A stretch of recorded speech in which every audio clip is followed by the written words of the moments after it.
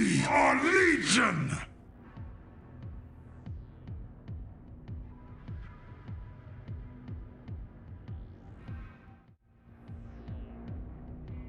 Yeah, exactly. What's up, guys? Hope everybody's having a good day today. It's just about time for me to get to casting, get to crack-a-lacking. I hope you guys are ready for some tournament matches. I did say just about time. That's because I do still have to configure our overlay and talk a little bit about what's been going down in the meanwhile, but we do have some semi-final action to bring you. And yeah, well, that's pretty much the main focus for today. We might cast some other games after, depending on how fast the semifinals are. But no surprises, perhaps. It is going to be all Terrans all the time. The top 4 players of Tribunal number 3 going to be Terrans. We got Shopkeeper Dog taking on the Shambler. That'll be our first series. And then after that, it is Dogliv taking on Newt, with Newt being the higher seed there, or Shopkeeper the higher seed in the match against the Shambler. So we got 2 semifinals. Decide who's going to be in the grand finals. In the grand finals, coverage will be a recorded video as opposed to a live stream, but we will be seeing that a little bit later on as well. I believe, let's see here. We're publishing another quarterfinal matchup tomorrow. It's the last one.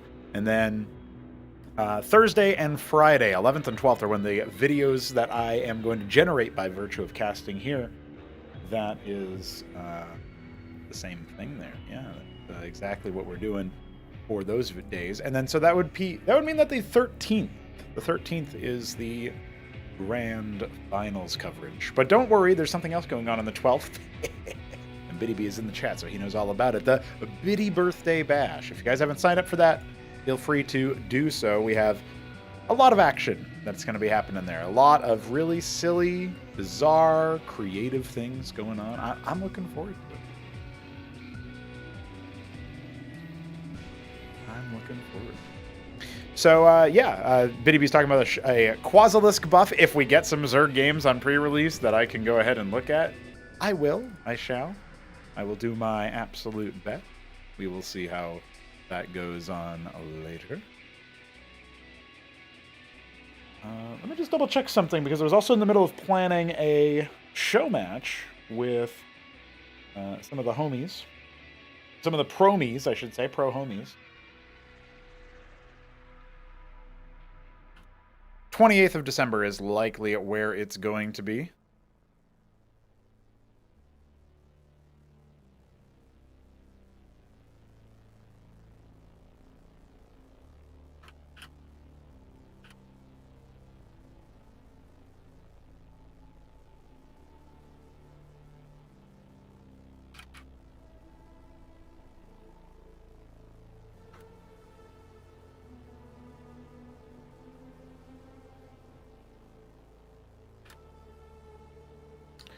And that is going to be a good time. That is going to be a very good time. Looking forward to that. What do you guys reckon? I think we're going to have a pretty fun time when it comes to the show matches. You know, we've had a good fun time with it. But I also kind of feel like it's going to be pretty fun for next year. Like, way more pros know about us now. That alone is pretty cool. So I think that's going to be pretty neat. I feel like we're going to have a very, very fun time of it for sure. So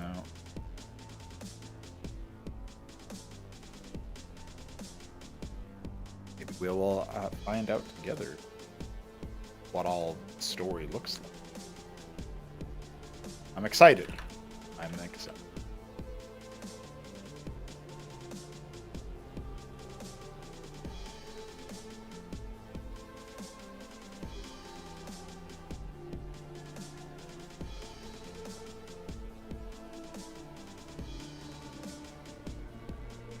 All right, so let's get rocking and rolling on this here semi-final match.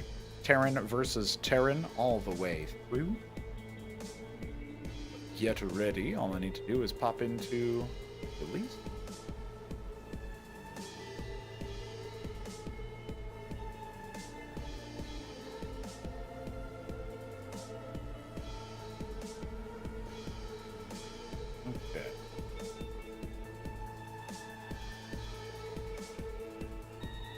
before I do that, though, I actually do need to show the bracket. I almost forgot to show the bracket, because that's... Well, that's a little...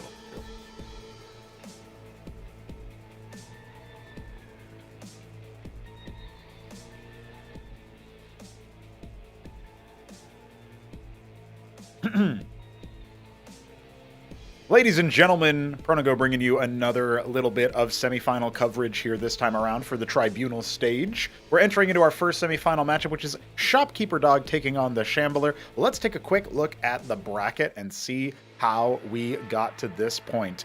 Shopkeeper Dog, obviously a 3-0 over Sausage. We saw that uploaded to the channel recently. All these quarterfinal matchups available for your viewing pleasure before we get into this set of matches. But Shambler making the upset against Neblime puts us at TVT. I thought this would be Neblime going on to face Shopkeeper Dog. A little bit of an underperformance from the Aussie, overperformance from the American. We're not quite sure.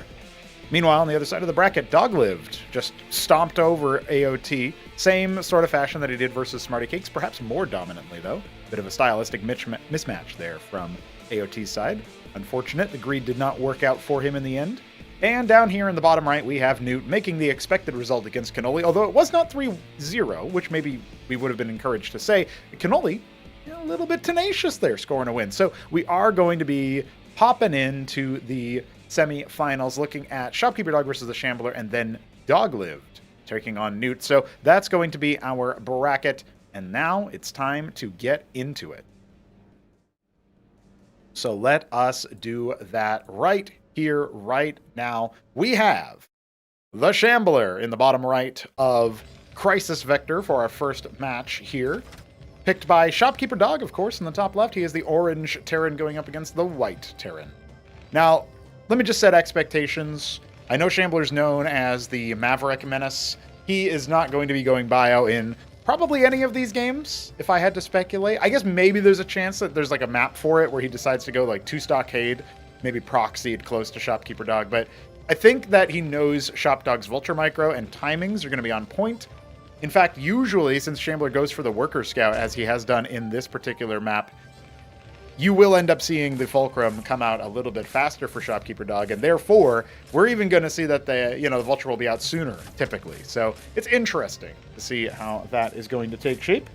I hope you guys are having a good time watching the Tribunals. I know that we only have Terran players these days, but that's just the way it is at this stage of the tournament. If you look at, if we didn't have Weekend Wage, and we only had the results of the Tribunals to go off of for competitive stuff, you would actually come to the conclusion that Terran is really imba. It's like clearly the best race. Or maybe you could be more generous and say, well, perhaps the actual story here is that Terran is just,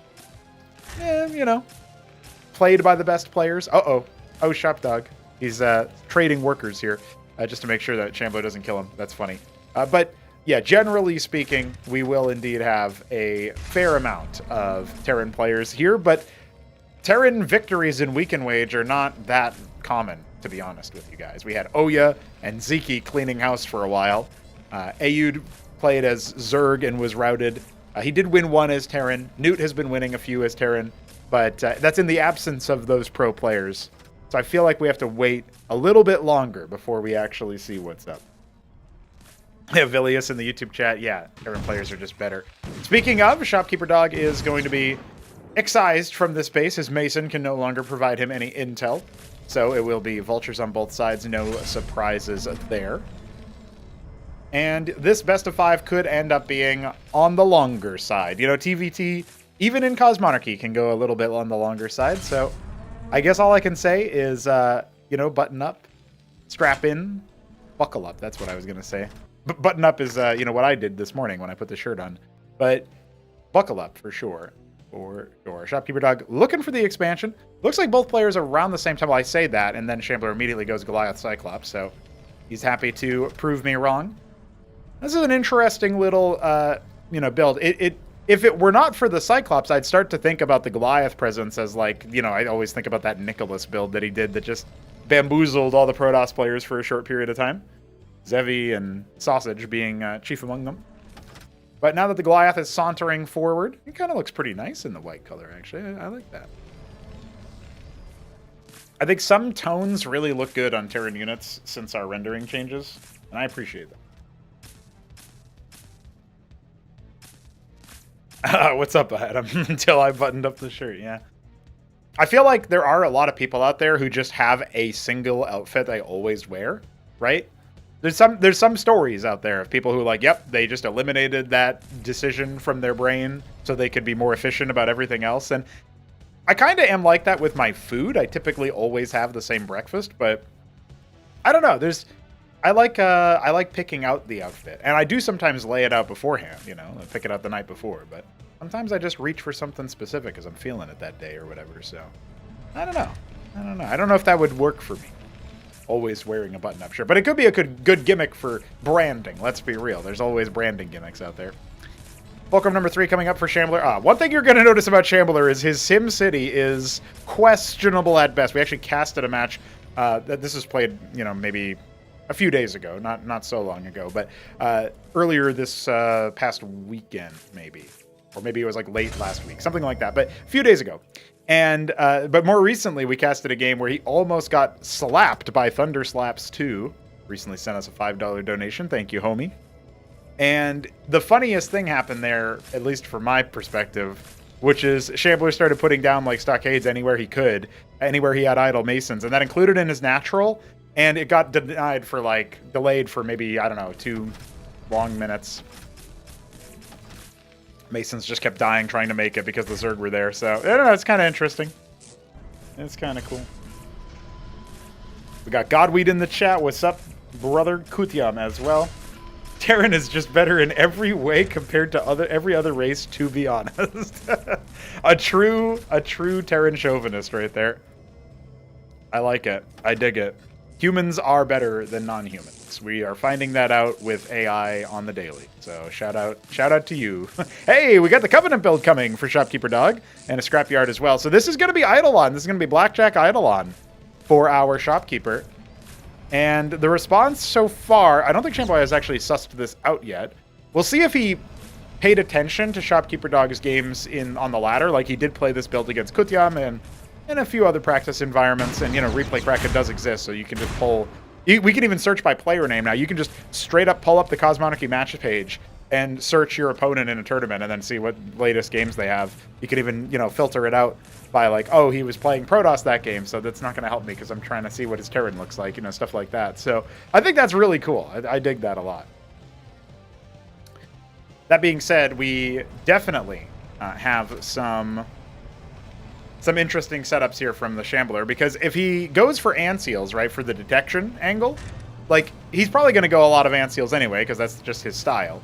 But I think Eidolons can really work against what Shambler typically builds, although I haven't really seen his TBT lately. But I would say that Shambler, if he's going to go for like a stockade making, you know, vestry units so that he can have shamans to sustain his Cyclops. He has a lot of Cyclops, by the way. And now as Anseal flies into Scout, it will be sacrificed at the altar of the Watchdog, shall we say. But it spots the Eidolon. So what's the change up? He goes for a couple of Anseals. Honestly, respect. All right, then. All right, let's see. Let's see what happens. Also, I do want to just point out that Shopkeeper Hog versus the Handler is a really good... That's a really good spoof. Like, if I have to import these guys into the game but not use their likeness, I can get away with the Handler and Shopkeeper Hog. That's pretty spooky. So, coming on in, the few limited lobotomy mines for Shambler are still hanging out here, but it will be soon enough that the power generator falls, and now we're going to start to see those Eidolons ranging down from across these chasms. You really want to space your army across the different spots. There's no other way to make it happen. Oh, God, the Anseals are stunned. But at the same time, Shopkeeper Dog, he just walked right forward with his Eidolons, straight into the Lion's Den with all those Cyclops shots. He's got a couple Matadors coming out, but I think his army's been reset, essentially. One Valkyrie was present. It will be surplus to requirements now because, well, there's one Anseal here, I suppose. Oh, you know what? I didn't even think about this, but the Cyclops shells will take a long time to kill the Valkyries. You could use them as emergency paintbrushes in a moment's notice to just sort of brush all that damage aside. Yeah, you can see that's exactly what Shopdog wants to do. Spread that friendly splash, make it a little bit easier for his own Cyclops to make matters just that much worse for the Shambler. But still, pushing forward, very aggressive play. And was Shopkeeper Dog a little bit too hasty? He's got a Palladium on the way. That could be denied. If it is denied, though, that is an option for, you know, like Shambler's got to... He's got to spend a lot of his Cyclops potential over here. Pull in the Masons with the intent of just driving this assault back. That's a humongous economic advantage now for the Shambler. And the Cyclops style seems very well equipped to deal with what's happening here. We've got Matadors coming out on an emergency sort of protocol. The Antseal still maintaining... well, it's trying to shield the Eidolons, clearly. That's what, that's what he's trying to do. Forgot whose units were whose, I suppose. Just a graveyard of Masons and Cyclops. And no, it's not even at the mineral line. Okay, another ministry was made. It was also attempted to be used to try to absorb some of those Cyclops shells and distribute them to the enemy backline, but it was not super successful in that endeavor. We've got a sieve in the natural, not in the main here for Shambler. I'm thinking about his win con here as he adds a scrapyard. Clearly he wants to start adding his own Matadors to the mix. I don't think blackjacks help you too much here. I guess they spend down your minerals. But, you know, you could just expand more. And that's exactly what Shambler is doing right now, landing his own third base. Sure, our base counts are similar, but Shopdog is behind by 12 workers. I'm a little bit worried that any unit pops out on this side. We'll have to go all the way around the stockades now because of this building placement, by the way. But stockade number 4 and Fulcrum's, I guess I was going to say, you know, 3 and 4, but it's actually 4 and 5. On the way for Shopdog. Starting to add Phalanx into the mix. This should definitely give him a stronger position with which to hold this aggression from Shambler. And sometimes the worker count can be a little deceptive. You can see the Valkyrie was trying to make up its mind there. Shopdog deciding what he wants to do with it. Now he's going to sick him onto the Antseals and push those Antseals further back so that the Eidolons get that free reign. But now there's nothing to actually put in between these Eidolons and all of their victims. Their victims have turned into attackers, into victors. And all these Masons getting cleaned up is just even more worse for wear on the eco. Phalanxes can and will drive this back if given the opportunity, but is Shambler going to get it right in their face? The answer right now is no. It looks like he is still watching this fight, but he's not microing the way that you would want him to. 2 HP on that Goliath. It finally goes down, and the Matador will be next. A couple of more units are sort of being distributed. Wow, this turned into a slugfest real quick, didn't it? How many Fulcrums do we have? 7 Fulcrum right now for Shambler. He has spread them out in perhaps the worst way possible. But that's okay. Star pads are at least a little bit more organized. No healing just yet for Shambler, I'm noticing. He's avoiding making Shamans. He doesn't want to bother with that in this matchup. And I think that's the right choice. Eidolons can obviously snipe them. Phalanxes wreck them. They just don't heal enough to deal with either the single target focus of a bunch of Eidolons or the insane DPS of a Phalanx. So I think that makes a lot of sense to forego the Shaman in this particular case. A lot of Vultures and a lot of Hurricanes. Right now for Shopkeeper Dog, clearly switching away from a Vespene intensive strat. And unless he just now decided to make more Eidolon. I was going to say, if he keeps going on the only 50 Vespene cost of the Phalanx, it's a lot of minerals, obviously, he might be saving gas so that he can go for Tier 2. And this low ground base, it offers the 2 gas, but I think that's a bit of a fool's errand right now trying to defend that. Again, those Valkyries are going to have free reign over the Antseals, but the Matadors are raking havoc over here, absolutely annihilating what little Shopkeeper Dog has. Is he about to be broken? That ministry is under a lot of duress, a lot of pain and suffering happening over here for the Shopkeeper camp. His Eidolon strategy not quite working out, but finally they will get a little bit more active. Maybe they can pop that Antseal. There's still 2 Cyclops over here. I guess the ministry will barely stay alive, so silver linings, perhaps. 1 Matador could clear all those mines if it wanted. Yeah, Shambler's just on a much superior economy. Does he have another ministry? Yeah, he's going to go ahead and pop that guy down at 6 o'clock, I think.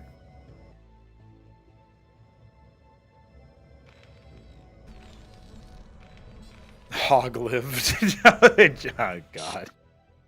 Guys, I'm looking at this incredible match here. I'm not looking at hogs. Holy shit, Mavericks.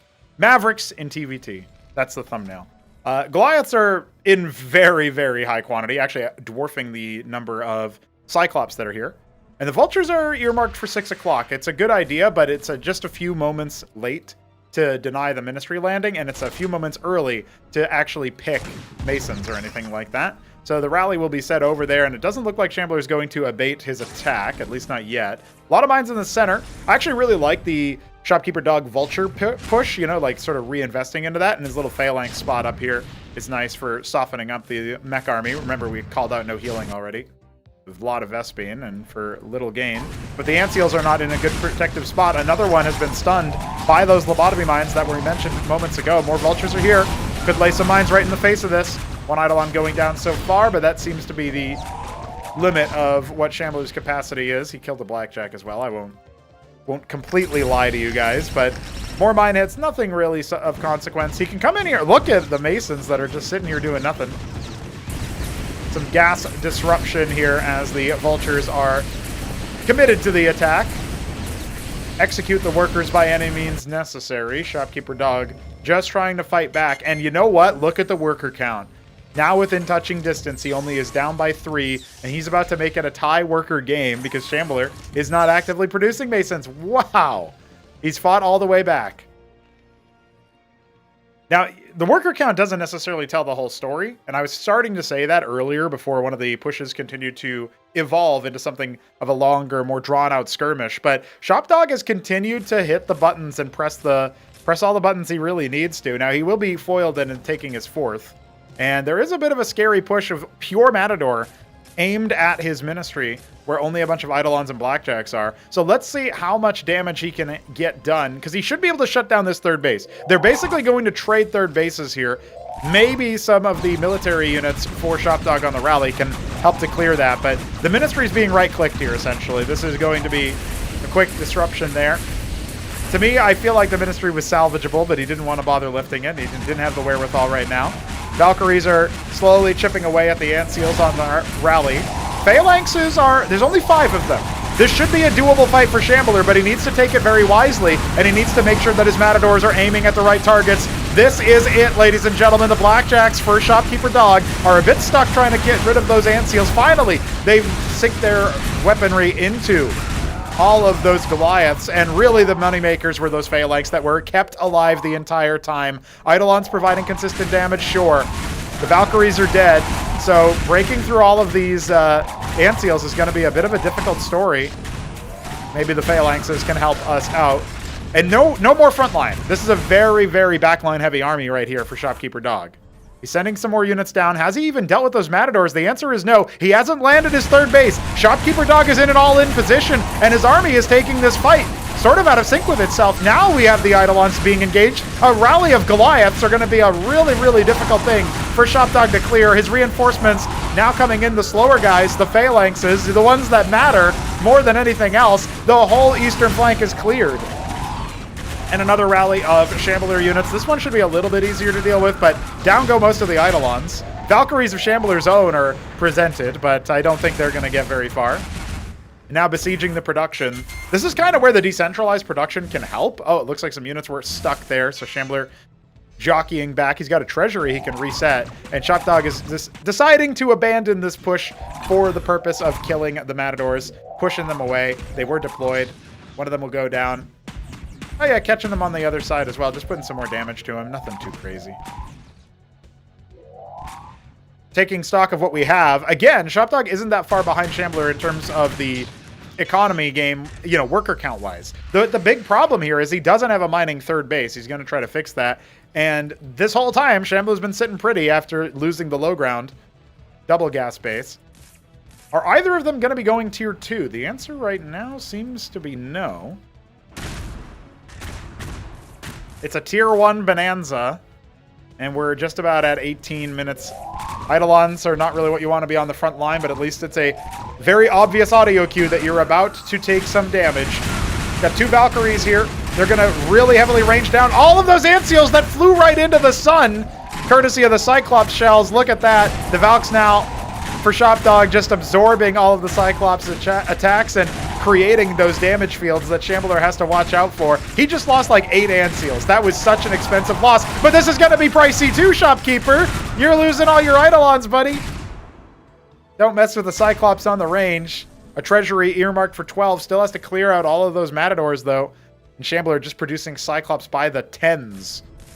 What an outrageous slugfest this game has turned into. Happier days for Shopkeeper before he got run down by mass Cyclops. He is escorting his treasury, so there is that. It was also landed at the double gas base over here. Shambler going to send some of his workers over. Oh, he actually abandoned it. He didn't finish clearing the Matadors. I thought maybe there was only one there. Clearly not the case. Only one of them will be remaining. And as it gets pulled by the treasury, it will be destroyed. We got to move out for Shambler. It's so many Cyclops. The man's got mostly just Cyclops, guys. 68 military units. I bet you 60 of them are Cyclops. But phalanxes with some kind of front line, very difficult to deal with. So he's going to wrap around, see if he can't just stab out that top base. A lot of idle masons. Going to first saturate those gases and then go back to the minerals. Maybe see if he can take 9 o'clock. Needs to clear it of the small band of mech units that are over there. This treasury could just get absolutely nuked. You got to watch out for that because the HP is so low on it. Looks like Shambler wants to commit to it, but he will lose the Cyclops in the process. Another flyby Valkyrie just there to absorb the shots, and a humongous amount of phalanx. The first salvo is the most painful sometimes. And that will range Shambler back. A lot of dead masons on Shopkeeper's side, and he's down by 40 workers. Looking still good economically for Shambler, who's taken another base at 3 o'clock. Obviously another treasury, though, so worker scaling will be a little bit limited. He's pulled some of the workers in his main and nap because they are depleted. That is the situation we find ourselves in, guys. We're at 20 minutes. And a big Cyclops push earmarked for this third base on the low ground. He's got one sieged phalanx. I don't think that's going to hold back. Let's just go ahead and count them. 25 Cyclops. All right, 3 phalanx can probably do it, though. The masons... Oh, that hurt my soul. My God. All right, well, another push coming in. Seeing what he can do. Shopkeeper is not going to make the same mistake he did against Nevlheim on this very map in Battlements. He is going to dive head first into battle. Huracan, Cyclops, Eidolon, Phalanx. That's what he's got right now.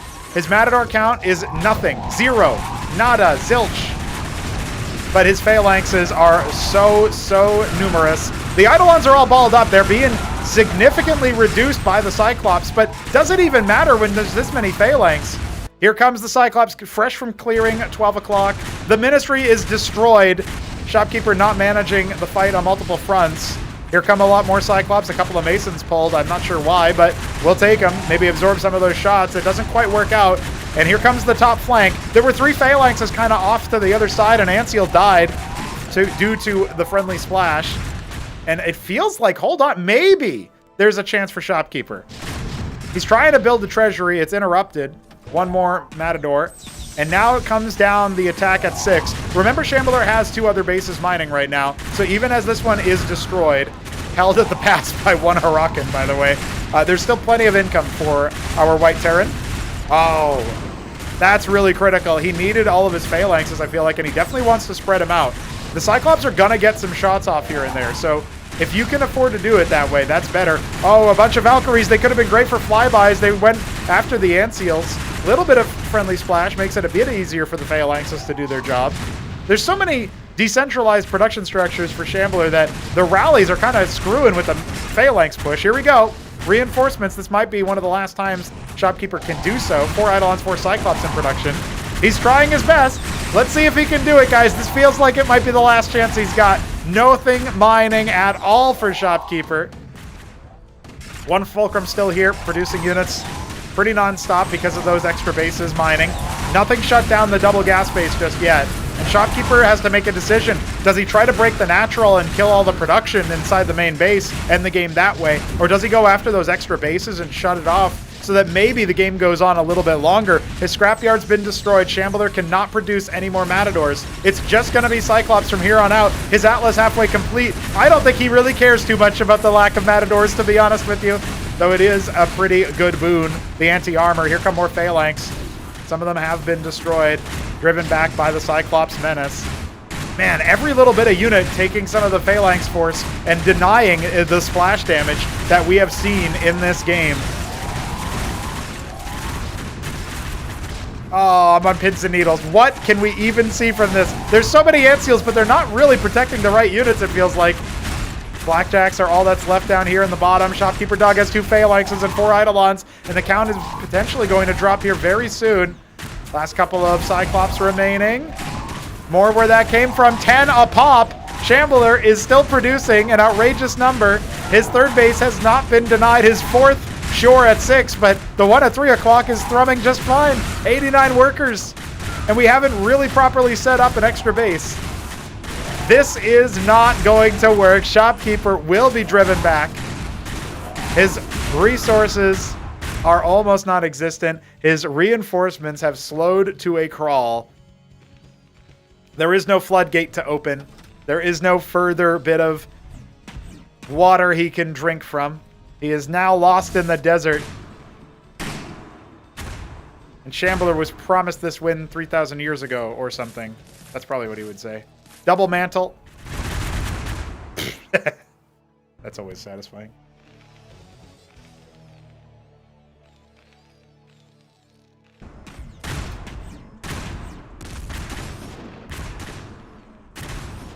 As of right now, Shambler is decidedly in the lead. If he can draw upon his internal killer instinct and move across the map, he basically seals the deal. He's currently going to be waiting a little bit. This one Cyclops getting a lot of value, by the way. Oh, shit! Killed from beyond the grave. Not that it matters. It's one worker. It's just, it's the moral thing.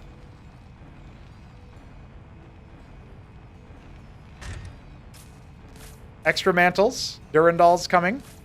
Dude, what a game. Absurd.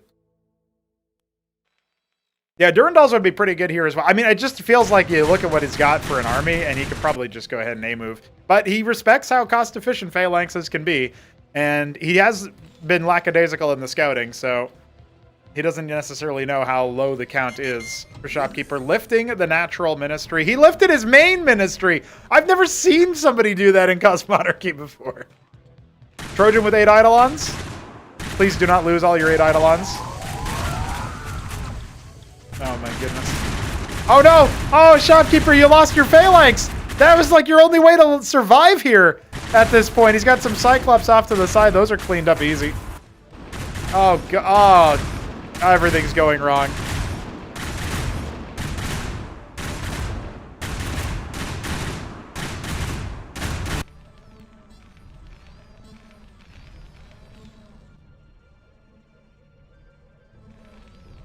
We've got Eidolons. We've got some Phalanx. Is he just going to go for one last-ditch attack, one last-ditch time? Because it's been a few last-ditch attacks already. Hanging on by a thread. And now we've got Tier 2 units out. There's the Durandal. You guys better be up to snuff on this. The Durandal now shoots a missile only at air units with its secondary attack. It used to be a rifle instead of a... like a turret rifle instead of a missile launcher. Sentinel's coming up, revealing Tier 2 as well. That missile, the rocket that it shoots out, does apply a polyoid adhesive as well. So rending the armor of the Ministry, it was dead to rights anyway. And so too is this force. There is absolutely no way Shopkeeper can fight his way out of this situation. I like the Valkyrie inclusion still to the bitter end. It clearly proved itself useful. And actually, his units are going to stay alive here a little bit. That's a bit of a surprise. I was ready to call the game for Shambler right then and there. And I still think Shambler's going to win this. He's making 4 cataphracts. I mean, the armor platforms are just impossible for Tier 1 units to deal with at this scale that Shopkeeper has. He's reduced to building Cyprians. Ah, dear. Although, you know, thinking about it, if he ever got to Tier 2, a Tensender full of Eidolons would go really hard. It would be scary as hell. The last of his Masons are going to be eliminated. 16, and the count is still maybe gonna fall just a wee bit. There can be no further pressure applied by Shopkeeper Dog other than the pressure of his finger on the G key.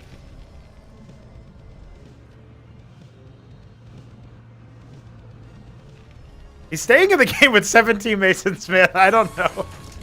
I used to... If you swap the nameplates, I'd be like, oh, I'm surprised Shambler went Eidolon. But you know what? I can understand he's still not going to type GG. He's just going to leave. No, Shambler's winning. Guys, Shambler is moments away, it feels like, for this whole game from winning. I guess he just needs to break Dog's spirit first.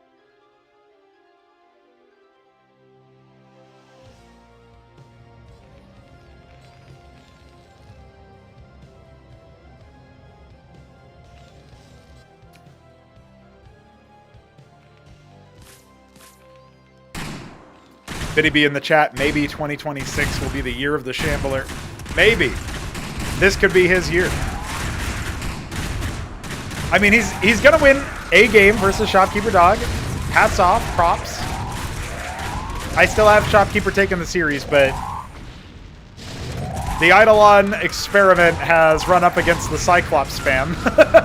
A more expensive, more absurd Maverick to spam in this matchup. Savants have been made. I've seen it all. Shopkeeper actually made Savants. Unbelievable. Unfortunately, there's too many cataphracts out, and he did shut down the 3 o'clock, but in that time, 6 o'clock's been reset, the double gas base has been reset, everything is being cracked open. GG! Shambler, after about 30 minutes, has claimed victory over Shopkeeper Dog. I mean, listen, technically this has happened before. This has happened before, but not in that way. That was a slugfest of a game 1.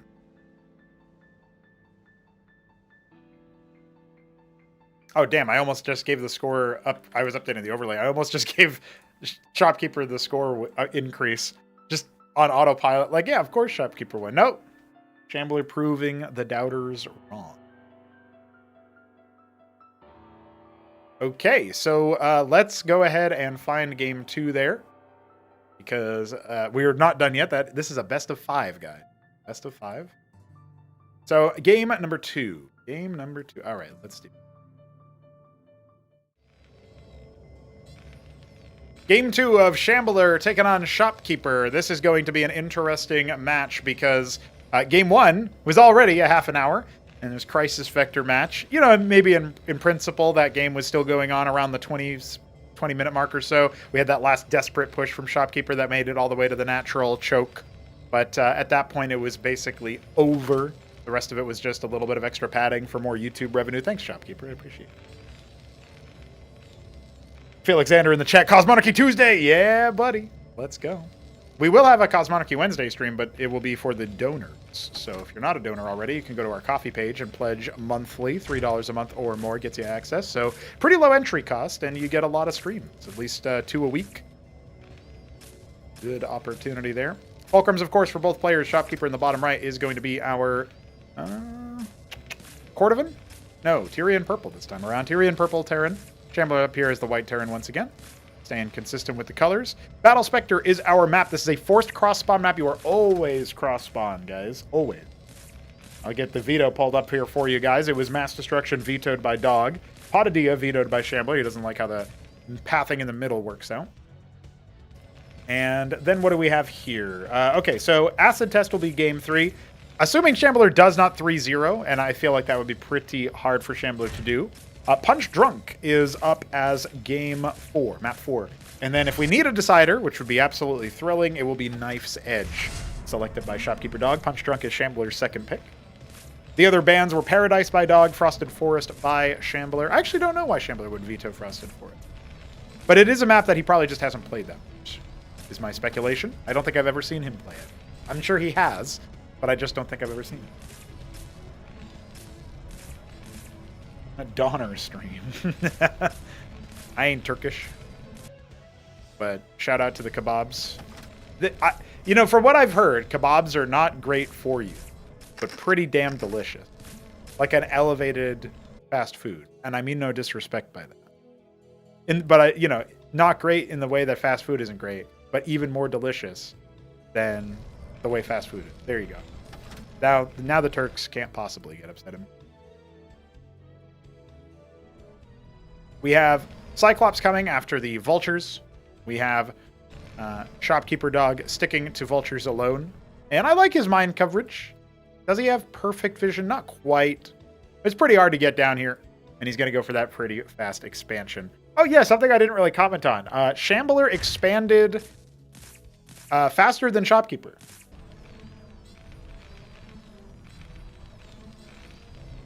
So that was something that happened in that first game. It will not be this time around, but they're close enough. It's not the end of the world.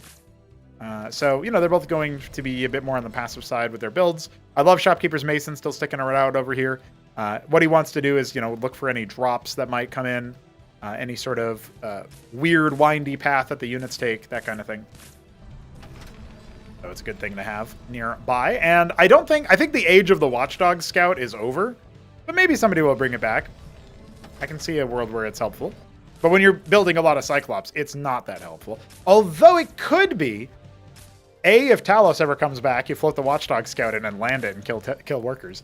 B, if you are building Cyclops, just float it over the mineral line. What are they going to do? Build their own Watchdog, I guess.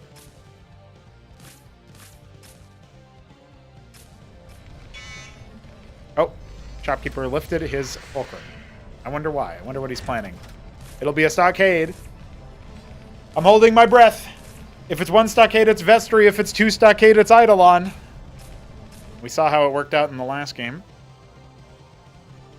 Ministry's finished for both players. We are going to see Shambler add a third fulcrum in the process. Actually, it is for a very long time here. Nothing more coming. I do like that the Vultures are holding out for a drop for the most part. He obviously has some units at the front, but he had his 4 Vultures out here for a while in case there was going to be some kind of early drop. And as Mason comes back in after not scouting much, it will be jumped upon after popping one of the mines, but reveals the complexion of Shambler's army, which is a whole buttload of Cyclops. So with that being the situation, the star pad on the way for our Shamblerino. Oh, well, double stockade, triple stockade. Slightly different progression to the build, but yeah, Covenant coming. So we will be seeing Eidolons after all. Shopkeeper has confirmed that it's a bunch of Cyclops and still wants to give it a go. And I guess I have to echo what Shambler said in Game 1 when he scouted the Eidolons. Honestly, respect.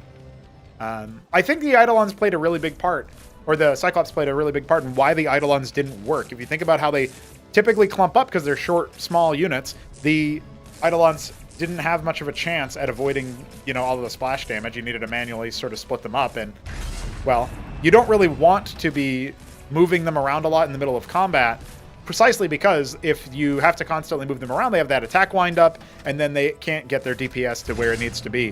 Whereas if they are just sitting there shooting for a while, they're good. They don't need to worry about it. So, seems pretty good there in theory at the very least. And a Ministry for game, or base number 3 is up for Shopkeeper. I like Cyclops concave outside, if you will, if you can call that a concave, that big line out there. Good way to just collapse upon anything coming in this way, and it gives you an advance warning of something coming in from the south, so not too terrible. Shambler's Vulture protecting the likely third base. We'll call it 4 o'clock there. Something that I feel like players are going to be able to have more wherewithal to do. Oh, Cyprians. Instead of Eidolons. He made the Covenant, and then he makes Cyprians. That's interesting. I guess maybe he's thinking that does a little bit better than the Cyclops. Or than the Eidolons against the Cyclops. They have a little bit of splash, right? Just a different flavor of splash, obviously. In that case, it kind of backfired. The Cyprians broke the shields of the Antseal, and then the Antseal did the Valkyrie magnetism move, where it just takes all of the Cyclops shells, smashes them. So far, Shopkeeper's army is looking a little bit worse for wear. This is where the splash damage can start to turn its tail, though. Vultures are sort of absorbing it as a bit of a front line. Oh, here's some Matadors. Matadors will definitely make this a lot harder for Shambler to make things happen. Could have maybe snapped that last one on the way with the hit scan attack. In fact, that's exactly what he's trying to do here, is saunter forward. I guess I can see the vision of the Cyclops, or sorry, the Cyprians, if you have Matador coverage. Like, Cyprian Matador could probably annihilate Cyclops. But will Shopkeeper do that when he invested the Covenant gas? That's what I'm kind of confused by. He went Covenant gas, then he goes Cyprians, then he goes, you know, Matadors behind it, which makes sense. And now he's going Eidolon. I guess he wants just another layer of ranged unit in between the enemy army and his Eidolon. So he's putting the Cyprians in. Looks like he wants to go for 6 o'clock as his third base. We've got a pretty big march happening over here from Shambler. And, of course, the Ministry for base number 3 is on the way. Palladium has begun for Shopkeeper.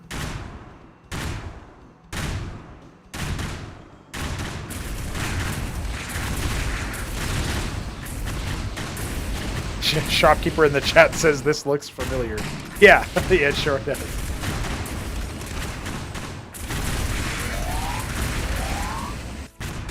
Well, the misdirection has been successful. Shambler is going to come right in to the natural. And what can Shopkeeper do about this? He bit the entire army on that push. Some Hurricanes up on the high ground will help out a little bit.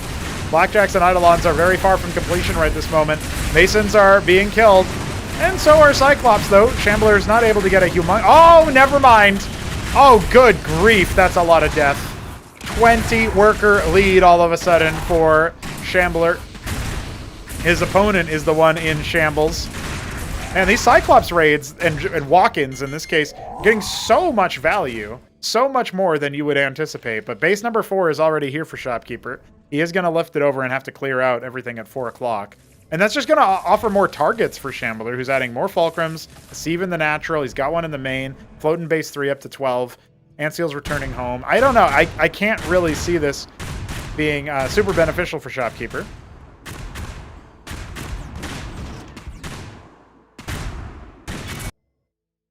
5 Fulk, 3 Stockade. So he's got good production. In fact, I'm pretty sure he's got superior, no, about even production. That's going to change up pretty soon. When you factor in the Stockade count, he's got superior production for sure. And he's got superior tech in both the Covenant and the Palladium. So that is a big component here. Shambler so far hasn't made a single Phalanx. Or even a Palladium, thinking about it. Going to add some Fulcrums over to his third base. I do think that Terran it's a little bit harder to do with than Protoss, but Shambler is kind of the guy who presented to us the prospect of building production as a way to make walls, just to confuse units and slow them down in raids and stuff. I do think more players need to be doing that. I think that's a really, really good move. I've seen Nablime obviously adopt that, but I don't know if I've seen any other Terran players do that recently. There was a period of time when Hepsea was still competing, where for a while he was in the StarCraft 2 brain of the walls need to be airtight. But the way that the pathing works in this game, walls just need to be there a little bit, and it's already pretty effective. It's way different than not having any walls. 4 o'clock is likely going to be attacked here because Shambler's front gates are under duress. This Phalanx-based push can be pretty effective, but he's only got 2 Phalanx with him, and he doesn't have any more coming across. Shopkeeper's decided to go with the immediate Phalanx timing, hoping that maybe this will allow him to get a lot of value against the Cyclops. But this is a full arc. This is a humongous arc, dude. This is like almost a 180-degree surround. Matadors are providing a ton of value there, and the Phalanxes are doing some heavy lifting. But unfortunately for Shopkeeper, I mean, that might have been his best chance to get significant damage, and it just falls flat. There's so many more Cyclops, and he didn't have enough Phalanx. I think even if he has 4 Phalanx there, it might not quite work, but one whole extra production cycle, maybe. But then he misses his chance. So window is tight. Shopkeeper is going to have to evacuate 4 o'clock. There's no way he can save that here. And he already kind of sees it as soon as the Antseals pop in. He knows what's up. Hopefully he pulls all the Masons back before they die. Oh no, 6 o'clock is completely empty though. He's got 8 Cyclops coming in for that. That's more than enough to just kill every Mason there. Oh, speaking of. 4 Phalanx in production for Shopkeeper. That's what he's staking his claim on. This base is under duress. We got another treasury and another ministry coming for Shambler, which is interesting. He's adding an anchor to 4 o'clock. I was looking around for where the anchor was being made.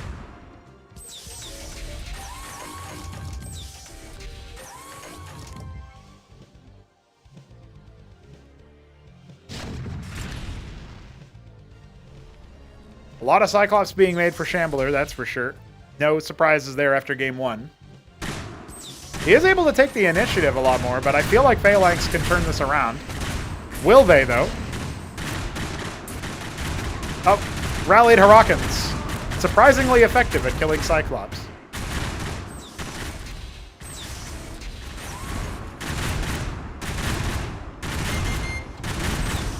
I don't know if the Ministry can actually escape. I think it's dead.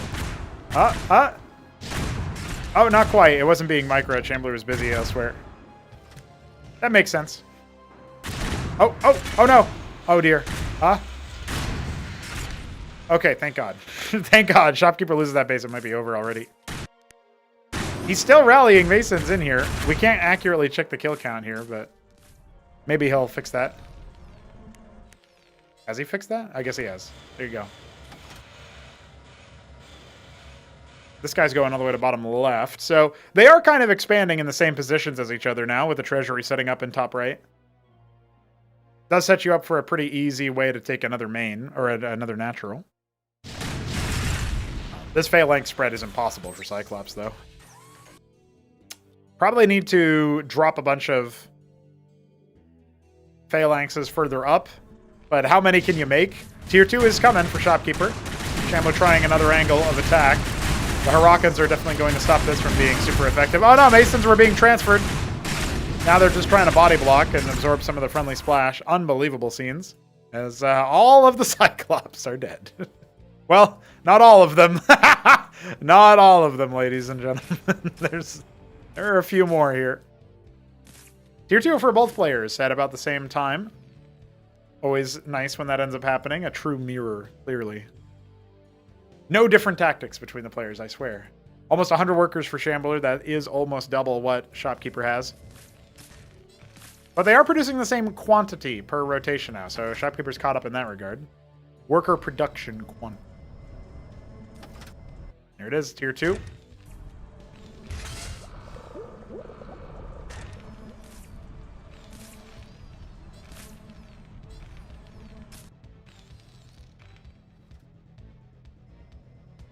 Tech du jour for Shopkeeper is a starport.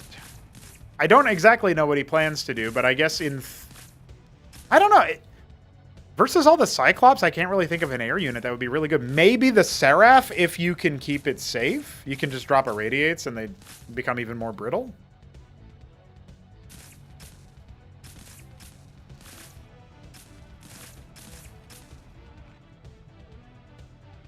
Cyclops pushing into the bottom left.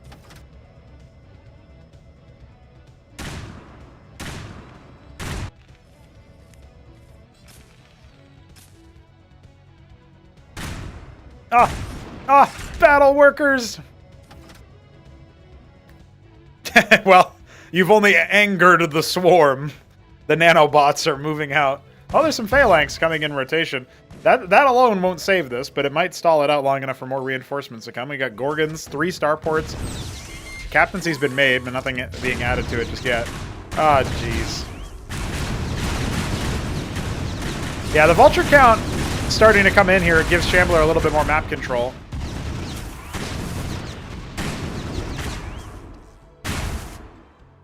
Ministry is escaping at the very least, but oh, Tinker's Tower. Okay.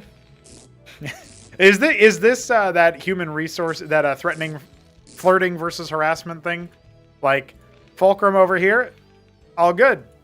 Captaincy with Tinker's Tower, human resources. Neblime needs to make that meme. Because, like, this does not look good to me. This looks spooky. You lose the Tinker's Tower, wherever your other captaincies are, they're going to be a lot worse.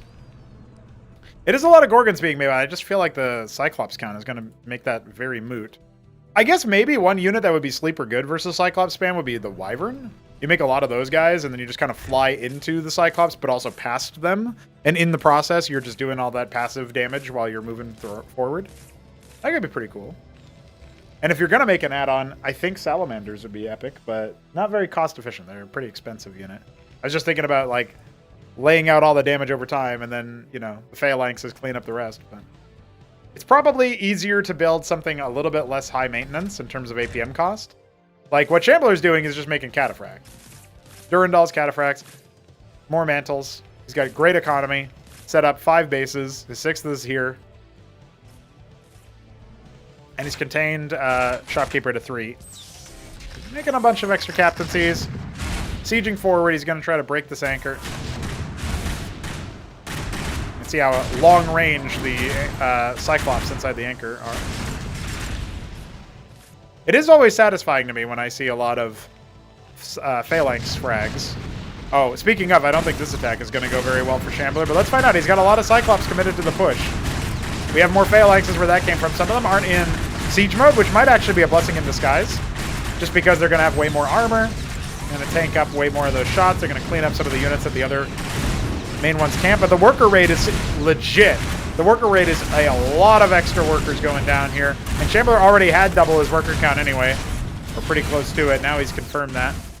But down goes most of the army, though. The ground army completely wiped. These kinds of trades, even if they aren't necessarily cost efficient, They're still pretty good. And this containment, or whatever this is, this little outpost that was made, it's gone so deep and taken so long to get rid of that it's really a challenge.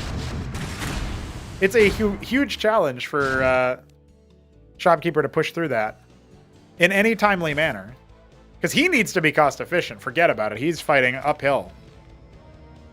Just to get back to a point where he has half the workers as Shambler.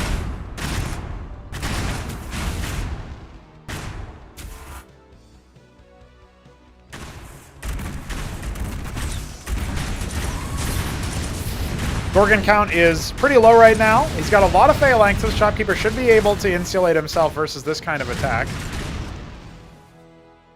Make it a little bit more awkward to actually pass through here. I feel like he needs way more Strigas, and he needs to be able to like kind of hold this position. I don't know if Sentinels would be that good, because now we're going to start to see Durandals filtered in, but something to make it so that Shambler can't just rock up here, you know?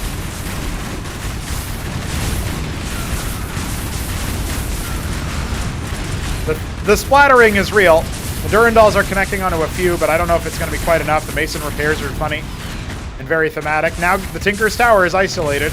It's not providing its bonus since the captaincy isn't here, so we have no extra ability to train Sirens or Strigas. And it's just going to straight up go down as well, so that makes it even worse.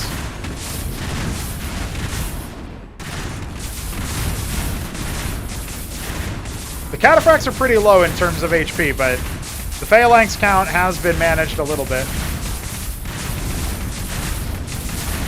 Oh no, all the Ant Seals are protecting the 14 HP Cata. No! Kill the Cata!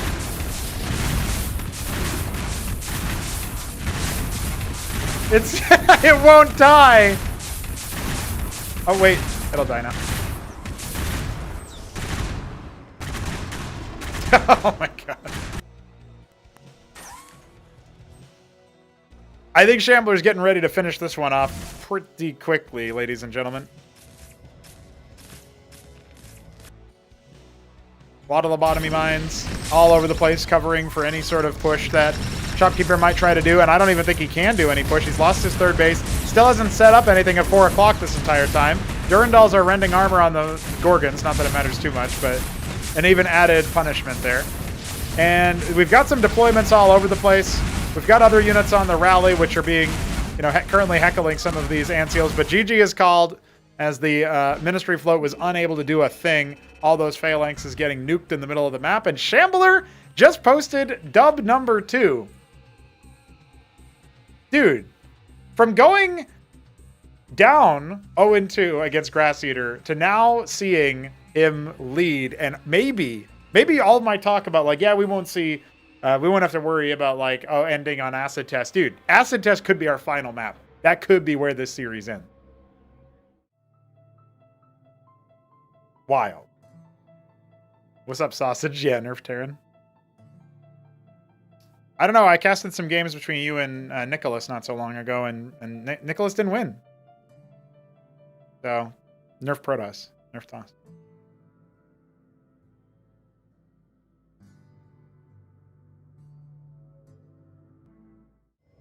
Here we go, lads. The Shambler, the White Terran in the top right of Acid Test. Shopkeeper Dog in the bottom right. He is our... Dark Sapphire? Dark Sapphire Terran. Love it, love it. And in this TVT, we are going to see Fulcrum again because we can see the Vespene is ticking up. So I want to take this opportunity as we wait for those Fulcrums to be put down to remind you guys that the Biddy Birthday Bash is still looking for entrants. You can check our tournaments channel on the Discord server.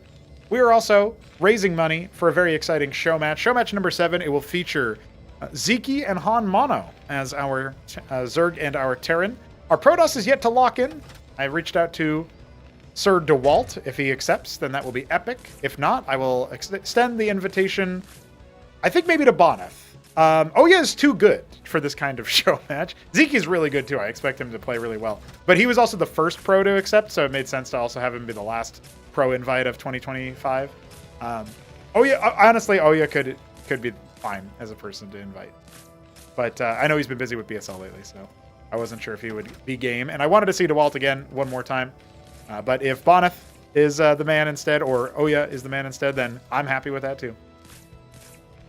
So if you can donate to those show match fundings by going to streamlabs.com/pronago, putting in the money there. Always appreciate the tip. We also have YouTube membership and Super Chat enabled now. I don't know if anybody cares about that. I figured I would enable it just because I had to enable some stuff to see if I could sell the Cosmonarchy merch through the YouTube channel. And then it turns out that that integration doesn't work anymore or is under reconstruction or something. So that was a waste. But at least we have Super Chats now. XD. So you can do that if you want. But yeah, right now we're still raising that money for the show match. So that is probably priority funding there. You had to pick. Plus you get funny donation alerts and stuff. I added a bunch of extra stuff now. Let's see if I can demonstrate when we get that next. I see we got Jujic in the chat. Arbiz was in there earlier. Got Space. You guys are doing well. What is the DH and GLDH? Don't hash, as in don't desync. That's Shambler's the only one who types that. Although I think maybe there was a period of time where Nebline was also typing it, but I think... Or maybe not. Maybe I'm misremembering.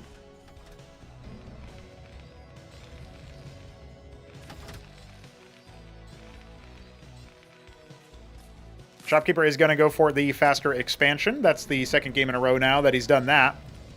And, yeah, we're just waiting to see if his stockades come out again. Because Shambler, of course, is just going to be doing the same thing. It's been serving him well. His expansion will be coming up pretty soon. Should just be like a one-worker difference at the end of the day, but we'll see, because Shopkeeper is usually a little bit faster, a little bit better at making workers in general. I say that Shambler is slightly ahead of him in that moment, but he's catching up.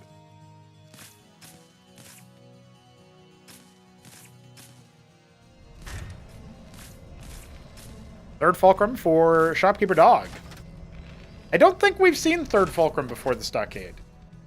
We'll have to evaluate that as time goes on.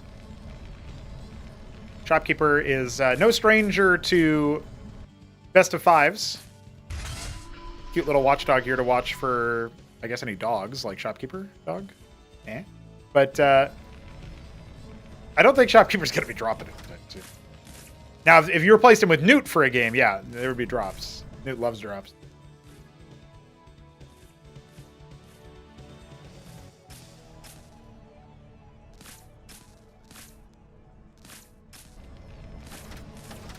Fulcrum number 3 for Shambler. We've seen plenty of third Fulcrum for him.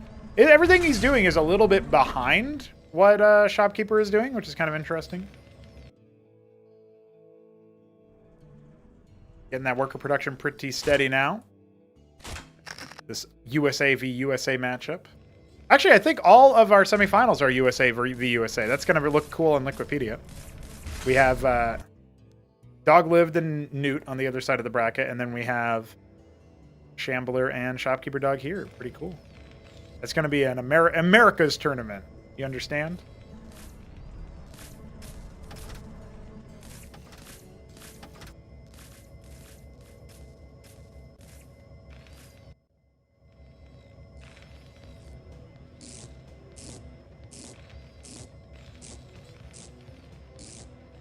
I think we see what Shopkeeper Dog is doing. The Palladium tells me he's going to be going for a lot of phalanxes a little bit earlier into the game. And if you think about his push with the 2 phalanxes on Battle Spectre just moments ago, that does make some sense, right? He gets the phalanxes out sooner. If he wants Eidolon, he can do it later. He's going for a star pad, though, pretty early on, and it's not for Valkyries. We know that much, so... This could actually turn into a drop, or it could just be Anseals for clearing the mines and all that stuff. But Shambler's not really making a lot of mines. He's standing there in an arc. Double Watchdog. Mines, anti-drop mines. I like that. And his own star pad number 2. Dude, Shambler's building his base like an AI would. What the hell is going on here? He's got 2 Fulcrums off the side. He's got this guy over here. Build a star pad out here. Oh, yeah, my second one should be here. All right, buddy. I don't know what's going on. They say that about Snow in StarCraft 1. That is, he's called the Vanilla Bot. Not even the Brood War AI, the StarCraft 1 original AI. That's how he builds the structures, apparently.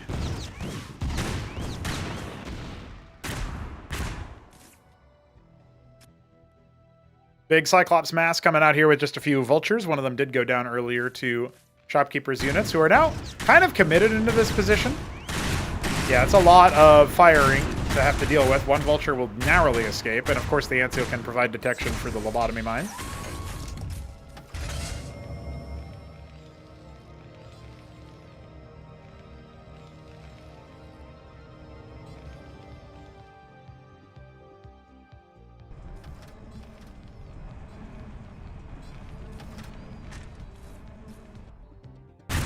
Valkyries are actually coming out for Shopkeepers, so he's still sticking to that idea of the anti-ant seal meta.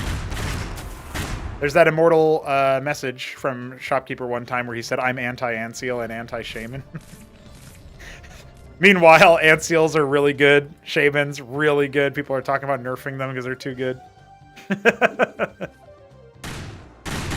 It's the way it goes.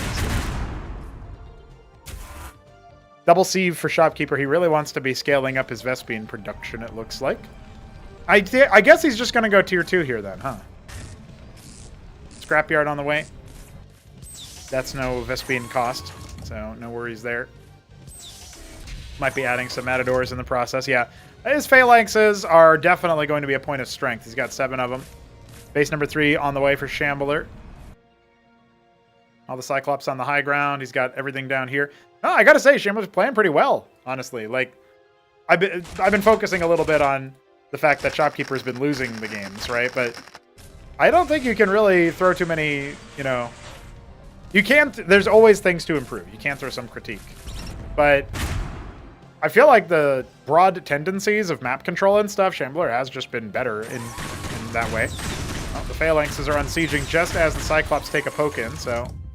That works out a little bit luckily for Shambler. He's got Vulture watching him in the bottom left. Everything taken care of at 4 o'clock. The double Watchdog is pretty cute. Might be a little bit too much of an investment. Big stun there, but not pounced upon. Now it will be. All the Valkyries are stacked up against each other. Oh, boy. Yeah, very brittle now.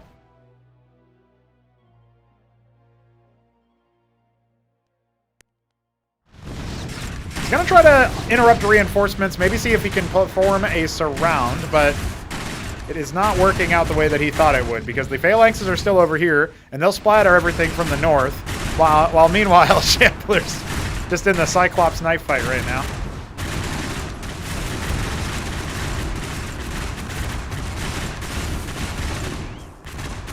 So the whole rest of the army has pivoted up to the mid-left. Meanwhile, Shopkeeper Dog's trading his military while producing a tier 2 structure and going for the captaincy tech up. So he has this ministry landed, but he can't really use it right now. He is going to go ahead and airlift it there, and Shambler probably didn't even notice it until just now. Yeah, it looks like it. All right, 2 o'clock will be the third base of the Shambler. This map is really hard to secure a third base on. But I would say 2 and 4 are probably the easiest ones to do so with. Only trouble is you can't really leapfrog into any other base. Like, are you really going to try to take this base on the low ground? Are you kidding me? I don't think so. Although, if this was an island, if this was like a high ground island or something, that would probably make this base a lot easier to take. So you'd have like a guaranteed safe base. I might try that as a refresh to this map at some point, but that'll be later.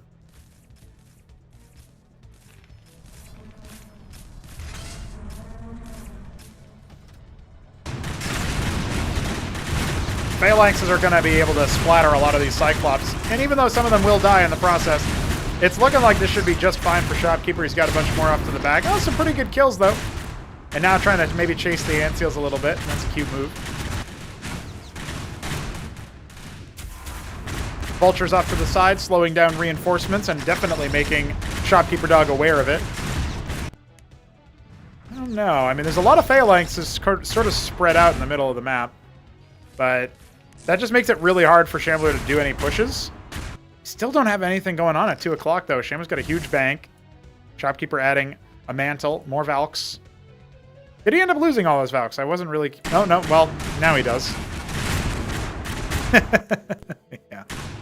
Ah! It's safe. It's fine. Everything's okay.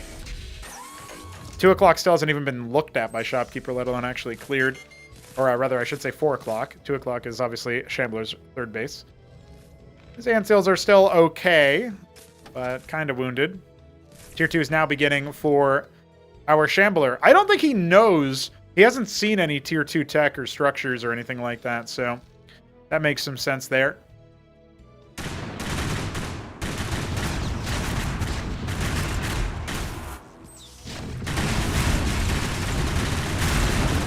Oh boy. Well, the Phalanxes are called upon to do some heavy lifting again.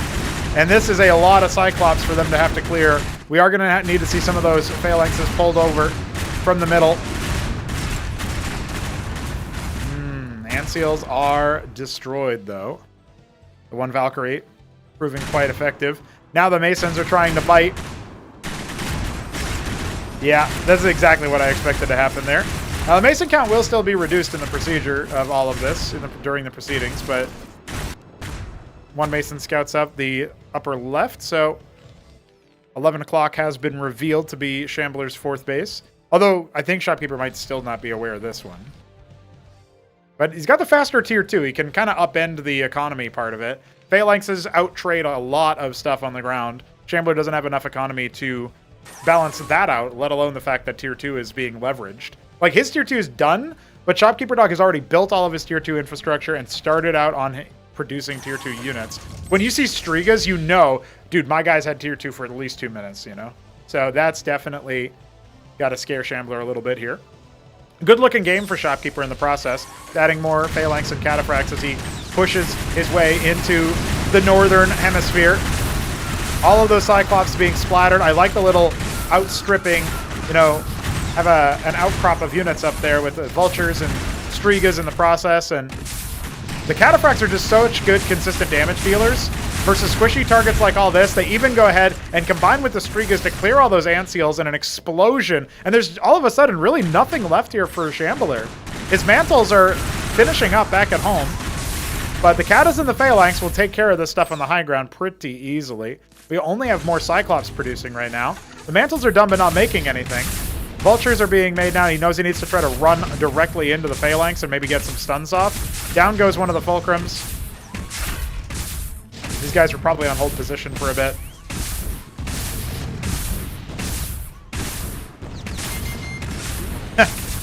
The lifted Fulcrum is a good idea, but it dies to the Catus anyway. Some Cyclops are going to come down here to harass 6 o'clock. It's not a bad idea.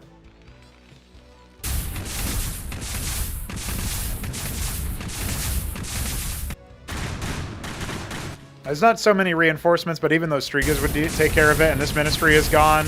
We are going to see a... Oh, yeah. Well, say goodbye to that base. So even though, you know, okay, Shopkeeper is only mining off of his main and his natural. Yeah, same for Shambler in a moment here.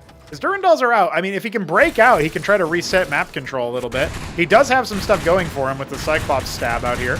Let's see. It looks like the Strigas weren't actually sent out over there. But yeah, look at this.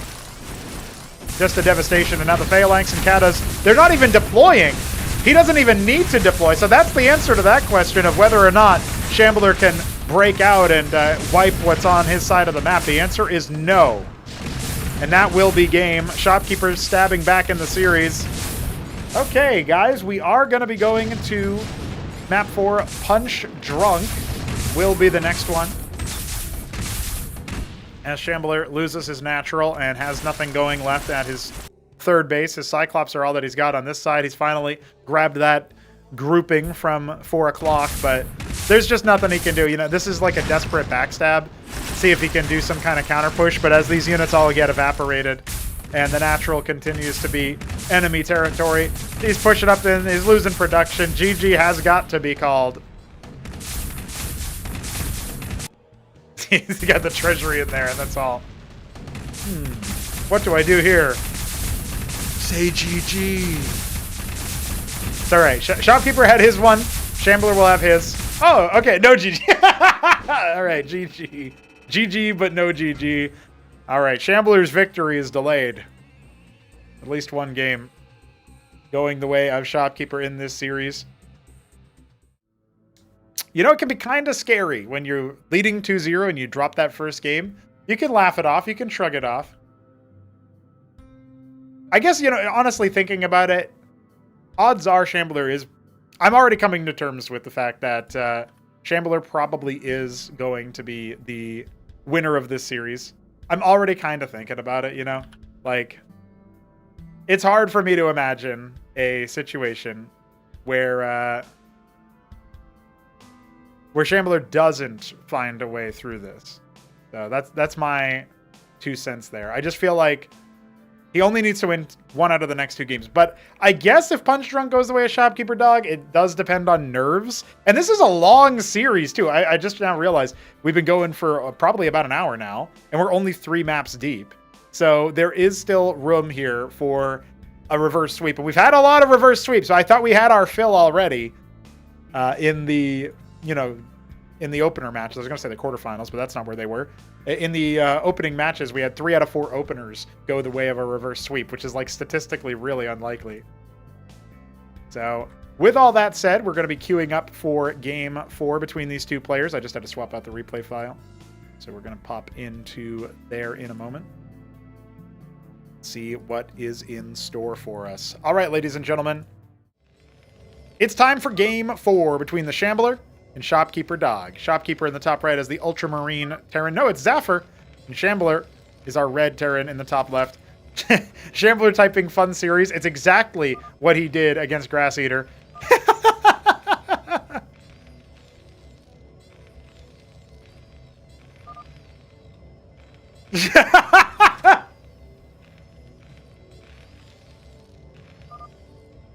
Shambler was thinking. Shambler, he was too busy thinking to type GG. It's so not in his DNA to type GG that it wasn't even like a decision. Like, maybe that's what happens when people don't type GG. They're just like, oh yeah, that doesn't matter. Yeah.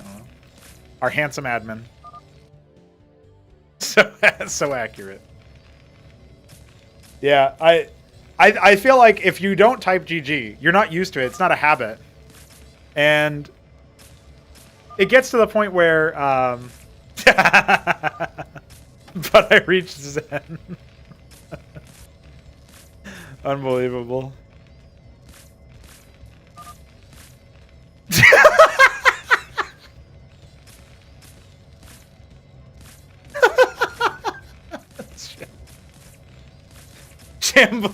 Shambler had to actively realize he was having fun. And that's how he... yeah.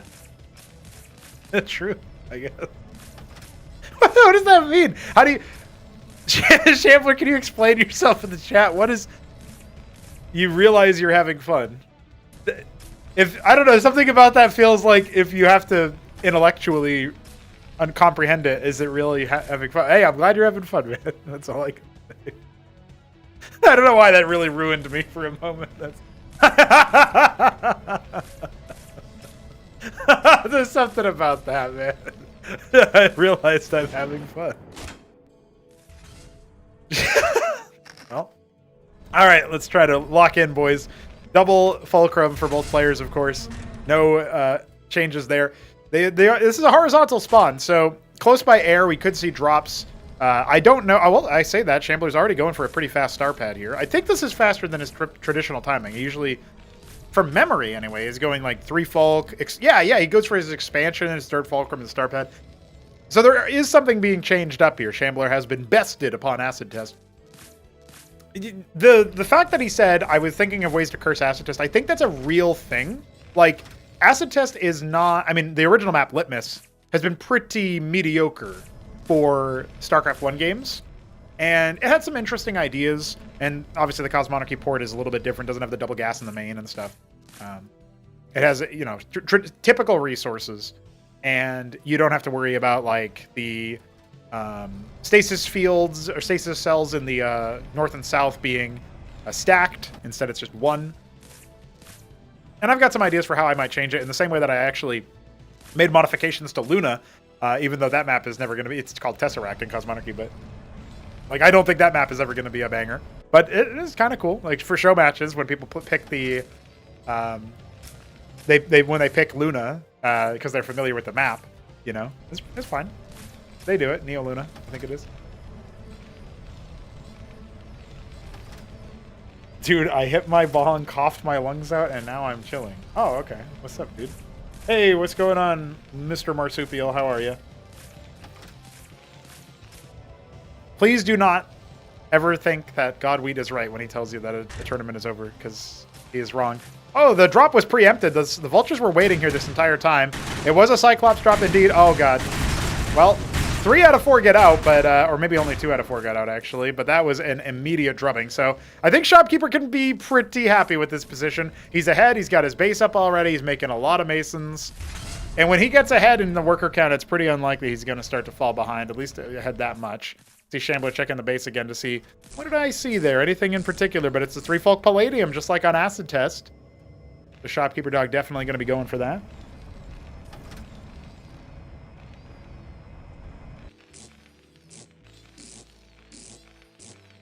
And are we going to get a star pad for Shopkeeper? It looks like this is more so like a Watchdog territory. He might go for another expansion as well pretty soon. Maps like this with the mineral-only bases are going to become a little bit more commonplace, I think. If you guys, by the way, if you guys thought that the map pool here in the first 3 tribunals had some interesting ones, like you're like, all right. I mean, Crisis Vector is pretty normal, and but you know, like Battle Spectre's kind of neat, and then you got like Punch Drunk, which is a 4-spawn map, and it's got the interesting trench map features and whatnot. Like, all right, okay, cool. And then you're also like, what's next? I mean, listen, just wait until you see the Tribunal 4, 5, and 6 map pool. It's going to be wild. And there's going to be a SCOZY involved. It's going to be so good. I like Jujik's explanation, though. That's pretty good. There you Lose so want to be mad. Realize games are too good to be mad. Telepathically GG because words aren't needed. Marsupial says it's so absolute Terran supremacy out there. It is TVT for the top 4. Yes, both semifinals will be TVT. I was talking about this a little bit earlier. If you didn't know that Weekend Wage was happening and had the results that it had, you would actually be under the impression that, hold on, Weekend Wage, results aside, it's a lot of Terran winning, you know? But in fact, it is not. And I can tell you that it's not because Weekend Wage shows like Protoss and Zerg winning a lot too.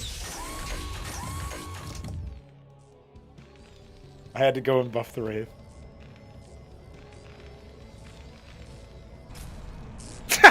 I can't read that message out loud. We got Scrapyards coming. It is a 4 Falk Scrapyard push for Shambler.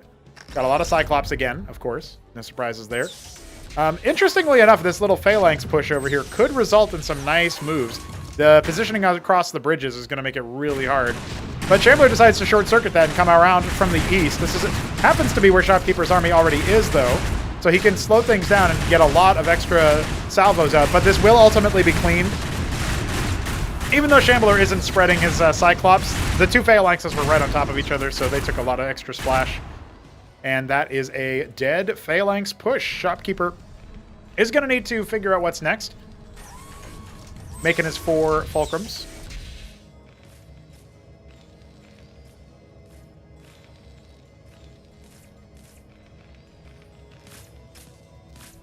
Ministry number 3 on the way for both players.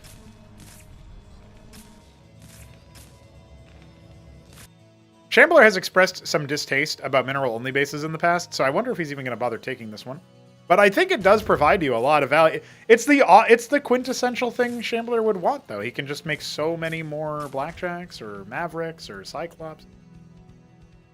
Obviously, Cyclops requires some Vespene, but they are a mineral-heavy unit.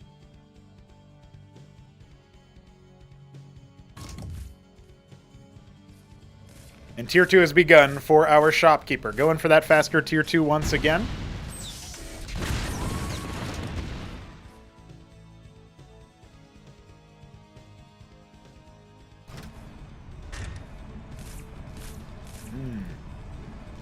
Fulcrum number 6.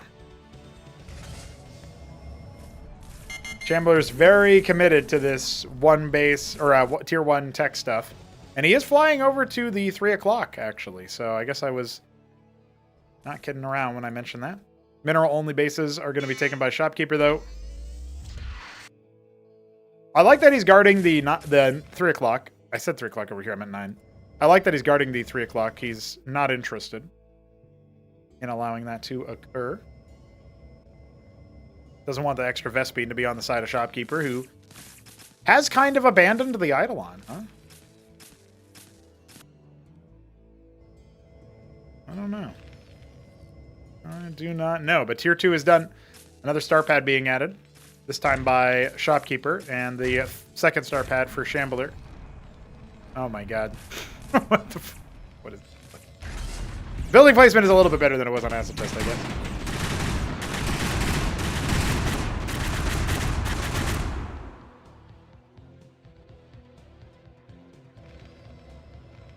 So mantles are coming up. A captaincy is on the way. I'm guessing we're going to see Striga Cataphract again to supplement what Shopkeeper has. But it's a pretty fast tier 2 when you factor everything in. A lot of minerals here should allow Shopkeeper to leapfrog into another base. I guess if I was going to look at this map structurally, I would actually say that the navigation to a third base with Vespene is actually quite difficult. You can try to take these bases at 3 and 9. And the 12 and 6 ones seem like mostly suicide, to be honest. We have seen some good games. Shopkeeper. Shopkeeper, you're under attack. We have seen some good games on Punch Drunk. I remember the Ouya V Ultra games from a while ago. They were pretty entertaining. But for the most part, I feel like this map is pretty hard to make magic happen with. Speaking of, there's some Phalanxes being set up over here. A Cyclops drop for Shopkeeper has been spotted. He scoops up. Wait, he scooped up those Cyclops from right here. I heard the load sound. I was like, what is that?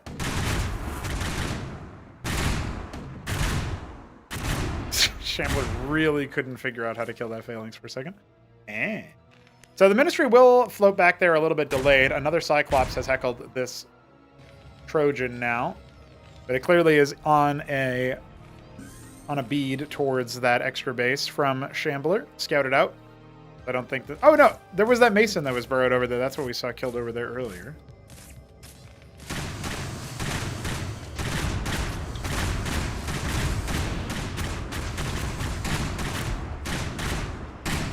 That's a little bit annoying for Shambler, but he should be fine. He only lost 1 Mason. So, scooped up.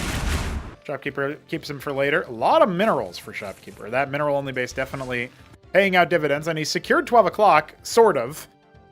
He has created a base and floated it to 12, but it is not presently available for mining. In fact, Shambler is going to arrive there shortly with a lot of Cyclops. God damn, he's got a lot of Cyclops. It is just all Cyclops all the time. So the base gets lifted. Cataphracts are on the field. They're going to be added in to the Phalanx arsenal. Oof. Oof. Can't believe you killed my Mason. Now I will kill you. A lot of extra watchdogs in the meanwhile. Tier 2 is now beginning for Shambler. He really wants to defend 9 o'clock, which makes a lot of sense. This deployment up here feels like, on the one hand, Shopkeeper's kind of wild to expand towards his opponent. On the other, because of his composition being a lot less mobile than Shambler's, he wants to centralize his defense as easily as he can. And I feel like if he can siege up over here, he can also turn his defense into an attack pretty quickly, especially as this treasury is being constructed on the third base. And what would be really wild, but definitely possible, as there are no Phalanxes for Shambler, is Shopkeeper could actually come over here, deploy this stuff, clear it out, then take this high ground and take a mineral-only base here. Even just denying it, though, would be pretty good, and using it as like a position of power. If Shopkeeper does take this game, which I think it's too early to call for anybody, although a 10 sender is being made, so fuck it. I hope Shopkeeper wins. He built the 10 sender. That's epic.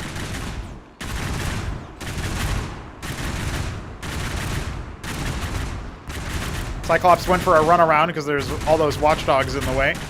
They are going to get cleaned up, but they should be able to get some damage dealt here. Let's count. Oh, baby. That's a lot of Masons going down. Shopkeeper having that worker lead once again. And he also, I mean, he's displaced a ton of the military here. So definitely put Shambler on a bit of the back foot. Base number 5 in the bottom left at, call it 8 o'clock there. 1 Madcap, put it in the 10 center.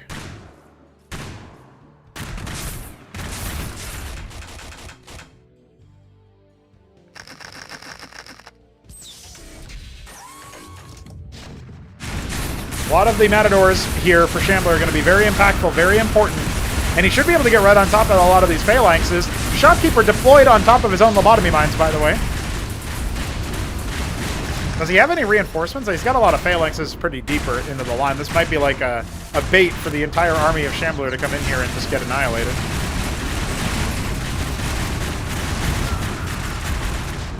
Oh my god, this is going to be so ugly. Shambler, no, don't do it! All your Anseals, oh, they're gonna die to Strigas and Cyclopses. And don't come back. Shopkeeper Dog keeps the door shut. He lost some Masons harvesting some minerals, mostly gas, and he's gonna rebuild the 10 Sender, which is very cool. Yeah, I mean, it's an uncomfortably close position, right? Because of exactly what I was just talking about, and because of the presence of the phalanxes. Sentinels are fine in theory, but I feel like Sentinels are really good against the Cyclops, right? So if Shopkeeper was playing like Shambler, then Shambler would make perfect sense by doing this. But he's building them and he's up against, you know, Striga, Cataphract Phalanx. They kind of don't care about that. Now, what they do care about is when Matadors run up on the back line, but some reinforcements from Shopkeeper are going to make that a little bit of a hard sell. And is he going to have enough Cataphracts to just break through everything? Well, here, yes. But there are reinforcements that can come up from other places on the map. I say that, well, the Treasury goes down in a blink of an eye due to its low armor and low HP. And honestly, I mean, this is just an absolutely disgusting loss of life over here on the high ground. I don't think Shambler can mount a successful defense from here. This has probably been the most comprehensive look that Shopkeeper has had in the series. He's got his own Cataphract, Shambler does. A couple more on the way, Goliaths as well, but there might be a chance that he can riposte this attack, but he's still never set up 8 o'clock. He's got this base mining fine, and still plenty of resources in the natural to go, but his main's depleted. Shopkeeper on the 4 base. He's going to be in a much better position than Shambler, so it would seem. Big deployment of the Phalanxes, bombs all of the Cataphracts on the high ground, and now I don't think the natural is going to be able to endure. And once that cracks, the amount of money Shopkeeper has will be enough. I mean, he's even got a crazy mineral bank. This could definitely be over quickly here.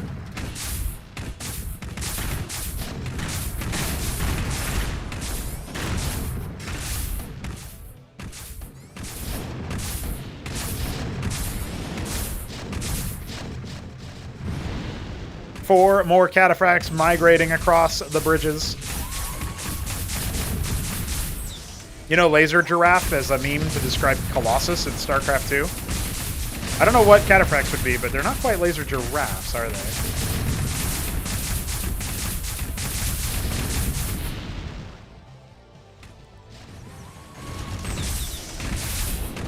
Well, Shambler, you're once again pulling the last vestiges of units that you've got from all walks of life across the map. Madcaps have arrived at 9 o'clock to deny that base.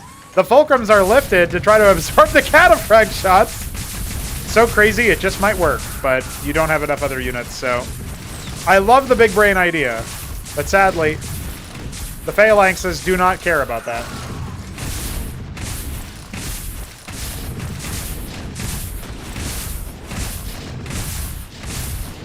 Masons inside the main base are oh, no GG. Okay, that's what that means. That was Shambler's copy of the replay, so that makes sense. Wow, okay, well... The reverse sweep is a feasible reality now. We could actually see that. Unbelievable. Unbelievable. But let's be real, right? Let's be real. Shambler has done very well to get to this point. The adaptation for the faster phalanx count and the fast tier 2 from Shopkeeper, it demands action from Shambler in a way that it hasn't demanded from him elsewhere. Elsewhere, it was Shopkeeper moving out on the map. You think about Battle Spectre, you think about the way that obviously Game 1 went on Crisis Vector as well. Like, Shambler just absorbed the pressure and had more units and had more splash damage and dealt with units that were weak to that. He's no longer doing that, and he no longer has those advantages. Phalanx Splash beats Cyclops Splash.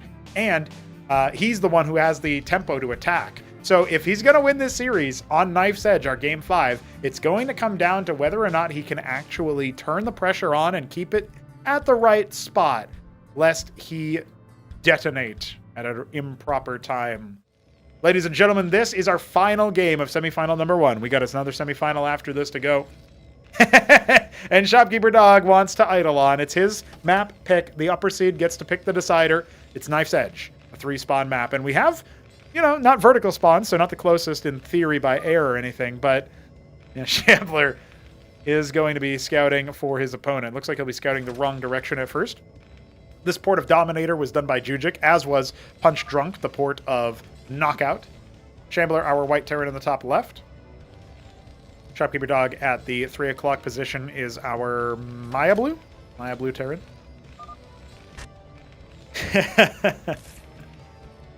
I actually think the Eidolon build can be good. I just don't think Shambler...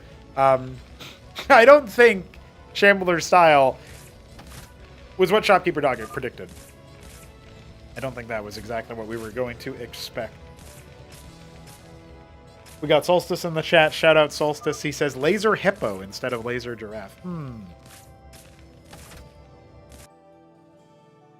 Maybe. I could see that. I wonder what a Laser Gorilla would look like. I gotta make a Terran unit that's a Laser Gorilla. Or I guess it could be any unit.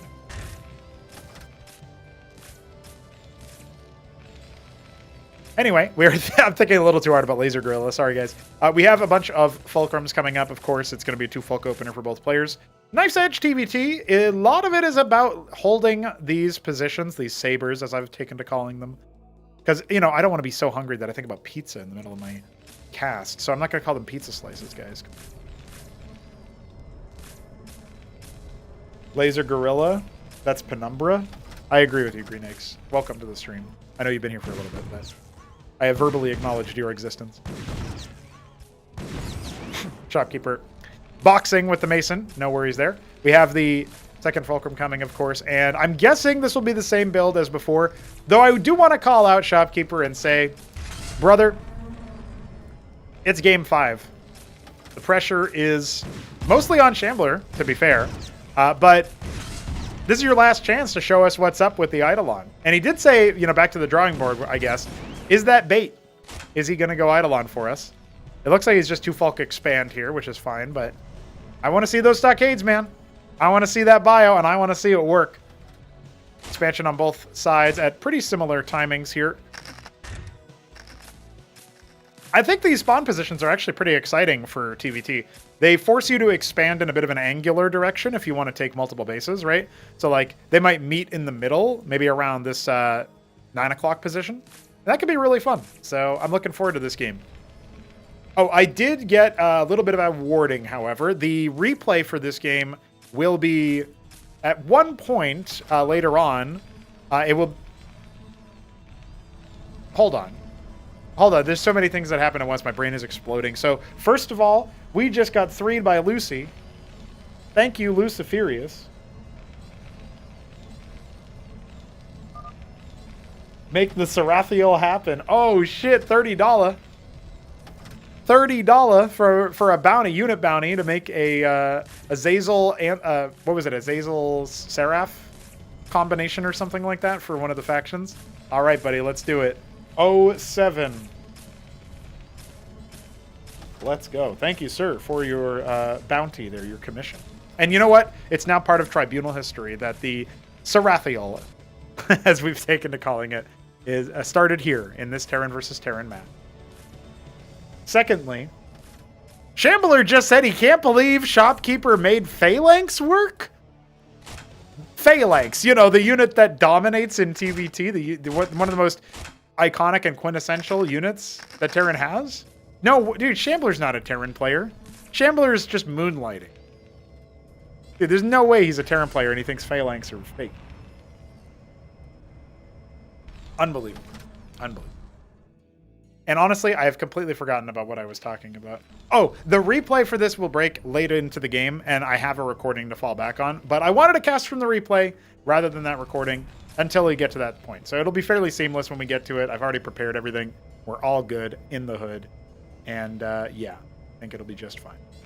So with that being said, let's lock in. The Palladium is on the way for Shopkeeper. Going for that 3 Folk style that he's been showing, so he will not be going Stockade.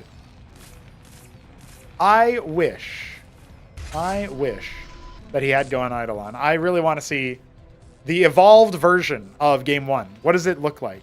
What is Game 1 or even Game 2? What does that look like? But Game 2 is more of a Tier 2 rush, to be honest. So, Game 1, though, the Stockade play, I really liked. I liked it.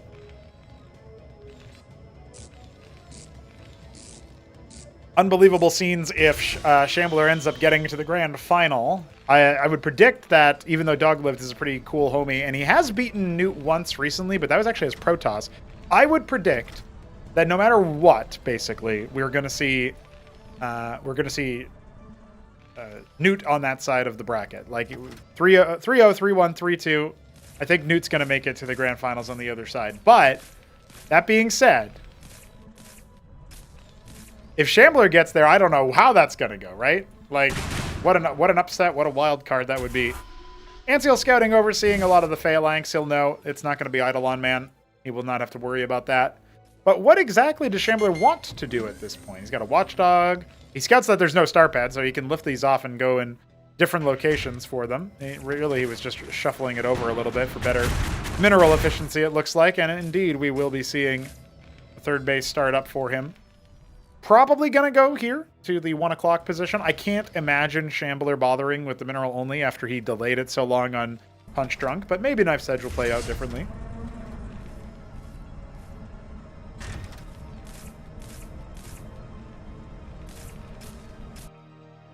Welcome number 3 for the Shambler. And Shopkeeper Dog is continuing to mass out some of what he needs. Vultures come out. Tier 2 has begun. So it's exactly like the last 2 games. And those were the games that Shopkeeper won. So sticking to what has worked for him, will Shambler adapt the way that we need him to? If he wants the victory, he is going to need to find that successful attack timing. And that can be very dangerous, very hazardous, stressful, really. Doesn't quite clear all of those mines with those 2 sacrificial units, but he reveals the depth of the phalanx line.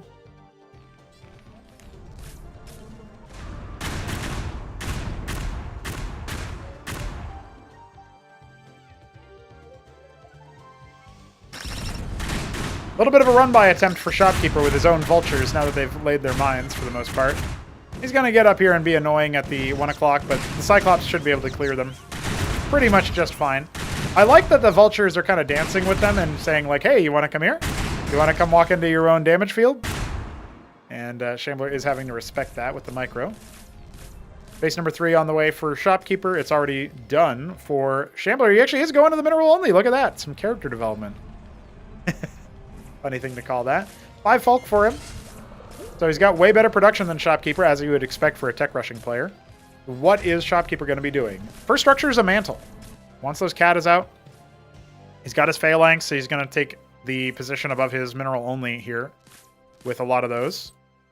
All these Cyclops and Anseals waiting for the call, waiting for the signal.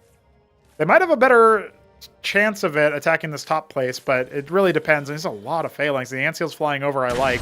He actually sees that there's no other units here, and so he just decides to take a stab at it, and that's just going to force Shopkeeper Dog's hand to come back down. Lobotomy Mine will be somewhat hazardous over here, but it's just the 4th base being taken, and 5th base. Oh, he actually lifted off of the mineral only. We were frauded. He frauded us, guys. We thought he was character developing. Instead, he's like, nah, I want gas. Understandable. 2 mantles, 2 captaincies. Shopkeeper hasn't yet started earning minerals from that 3rd base, but it will be soon. 5 vultures a pop for Shambler as more and more Vespian is harvested. I'm guessing he wants tier 2 himself. And there it is. Cataphract on the way. Tinkerer's Tower on the way.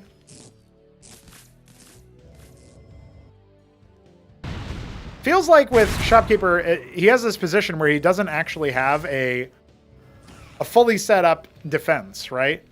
And well, Shambler sees what's happening here. He's actually going to pull his army away. I was going to say it would be good for him to attack soon before the tier 2 is up, so that he can try to make Shopkeeper rebuy his army for a lot longer and stall out the tier 2 pushes. There's a lot of units here for Shambler. Make no mistake, he's at 76 military. More than double what Shopkeeper has. A lot of the quality is higher because of the phalanxes. But there's no mines out here to slow down a push directly.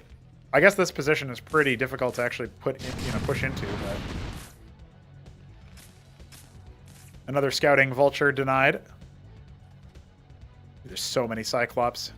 Is Shambler going to pull the trigger soon? His tier 2 is almost complete, so he'll have time to actuate it. But he needs to attack at the right time. He needs to be like teching behind his attack so that he has something to transition into afterwards. So his tier 2 is complete. He spots the position. He hasn't put down any facilities just yet. First cataphracts are sighted. The window is slowly closing, and Shambler's going to pull the trigger. He hasn't actually set up any tier 2. So this attack has to go really well for him, and the cataphracts are shouldering a lot of the burden. The phalanx count is pretty damn good, too. The Antseals, they arrive way too late to the party, it feels like. The Strigas are out on the front line, and oh, God, is this what a reverse sweep looks like? Another base being built behind it, tier 2, and a lot of phalanxes not even in that fight. And just like that, Shambler's army is crushed. Now he sets up 5 mantles inside his main base. Gonna rally them out as best he can. 7 mantles, spending down the bank that he built up in that time. The Cataphract Remax is coming out, but he doesn't have nearly as many as before. You retreat to those phalanx lines, you're not gonna get anywhere with those Cyclops.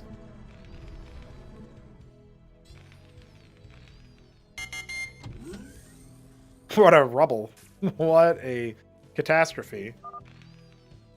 And this is around the part where we are going to prepare that video file for you guys.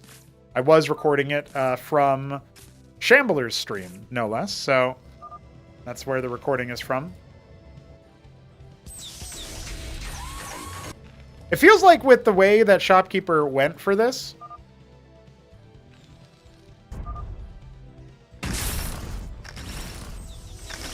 Shopkeeper's just pushing forward.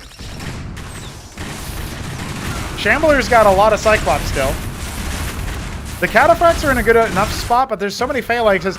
Shopkeeper deliberately leaving the line very deep, but Shambler's not biting. Shambler's not looking at that and saying, I can just deal with that. No worries. Antseal count. Looking pretty damn good.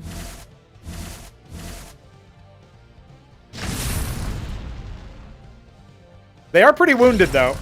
The Strigas can really screw them up.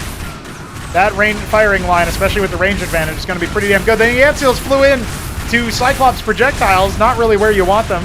But everything's bunched up here for Shopkeeper, so his forward post struggling a little bit.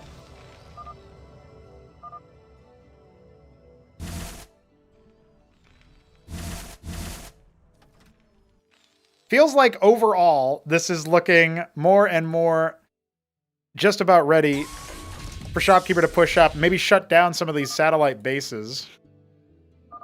That feels like it's way too good in that respect for Shopkeeper to possibly drop this. He's going to push forward with his Strigas, though. He denies even more. There's some Catas coming up for Shambler. He's finally able to get his own tier 2 actuated. Think about how long it's been. Think about how long it's taken him. But the phalanx count is still going strong. We've got more of them pushing up, more of them pushing in, pressing in. Shambler's typing.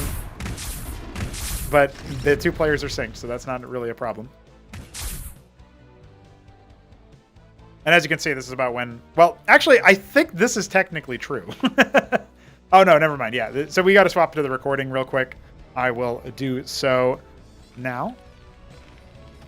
Again, we are looking at the game through the POV of the Shambler. So that is what we are doing here. Let's see.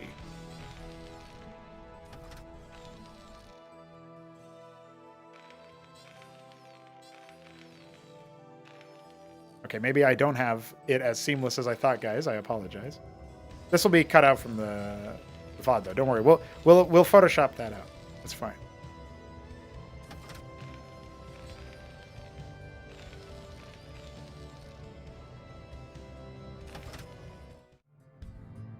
So as you can see, Shambler's FPV is such that Shopkeeper Dog is pushing up to the 12 o'clock.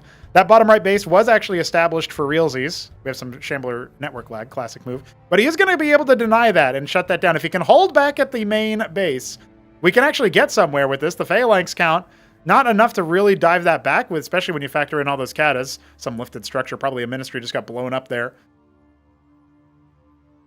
And it feels like right about now, this is where you need a little bit more action from the deployment, like the phalanxes or something. I can't see how deep the line is for Shopkeeper, though. He's got a lot more katas, but I don't see the phalanx count. Oh, Azazels have been made. That's defensive matrix coming in.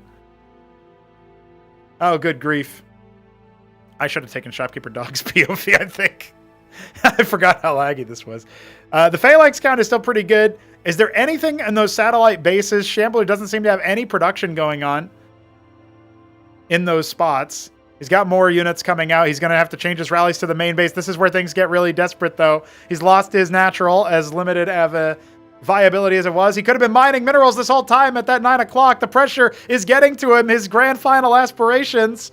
He's going to have to lift off with the fulcrums to once again try to body block all of those katas and see if he can break out again. He's got good economics elsewhere. He's got 3 mining bases and a 4th one ready to be set up. And remember, Shopkeeper didn't expand a lot, right? He lost bottom right.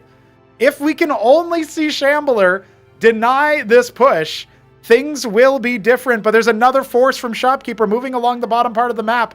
And I feel like there's nothing in ready, because it would have been just scrambled over here for the front line, so we would have seen it there. We would have seen it then. Durandal's coming out. That's probably the missing ingredient, but Striga's, they're starting to attack. We got some Sentinels over there in the top left. This is looking very dire.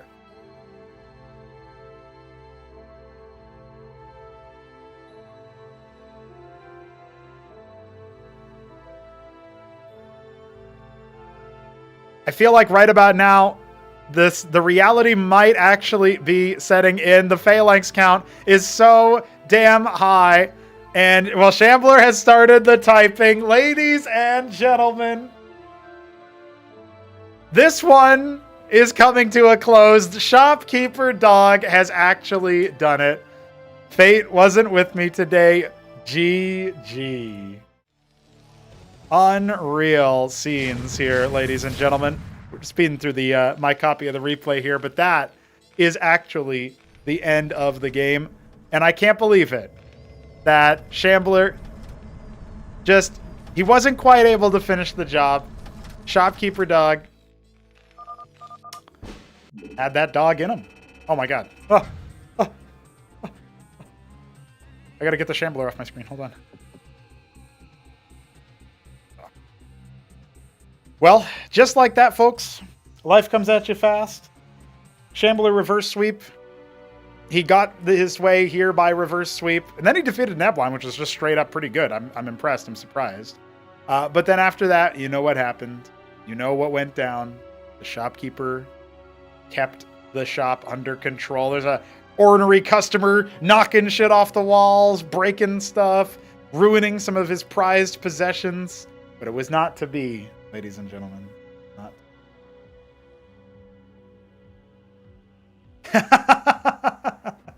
It's true. Shopkeeper Dog in the chat saying he went from down 0-2 versus Kasuga, make double treasury, just give it up, to down 0-2, just win versus the Shambler. Hey, that's pretty good. That is pretty good. I will say, that is pretty good. Clean it up. Yeah, I would never leave 29 AFK Masons. I don't know about that. Up to a make double treasury. True. Let's get those Talos, boys. Let's get those Talos. All right, guys. Obviously, semifinal number 2 is going to be underway here in a moment as far as the replay cast is concerned, and I'll get that veto up for you. But I just want to linger on it for a little bit longer. Shopkeeper Dog takes the game. It's not exactly what I expected. I thought the series would be done a little bit differently. So yeah, there you go. That's that is just the way that it goes at the end of the day, and we will see Shopkeeper Dog in those grand finals. Remember that YouTube coverage of that will be releasing on the 13th. So we have one more to go before then, before we're waiting with bated breath to see who the grand finalists will be. But we can go ahead and fill in our bracket. Unreal Endurance. Listen, TVT takes a toll. You know? Just so you know, guys, we are 2 hours into the cast, 2 hours into the stream. Most of that was just the series. The final YouTube VOD will be a little bit smaller than that, but I'm just saying that's a long series. It's a long series. Just make failings. Just make Eidolons and nuke with them in tier 1. That's my big brain strategy. Work around it that way, buddy.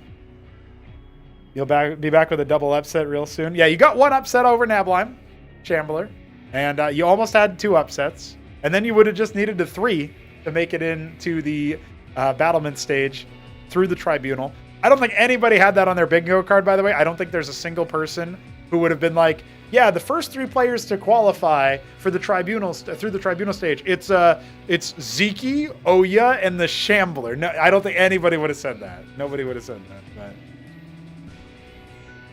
very cool stuff. Cyclops Man is the best way. I know it in my bones. All right, we'll see. We'll see if you can overwhelm. I do think there was play on Knife's Edge for real, and he was transitioning into that tier 2 timing.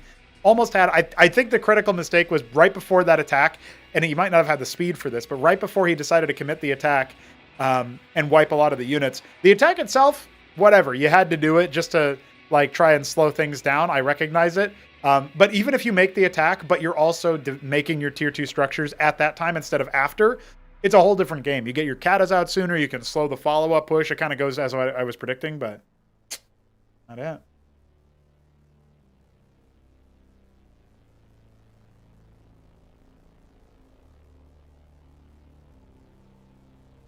A Knife's Edge series in the truest sense. Okay, I am going to take a short break. When I return, we will be looking at that second semifinal. I just need to use the bathroom, to be honest, because it's been 2 hours. I've been, drinking some water and stuff. So I will see you guys soon.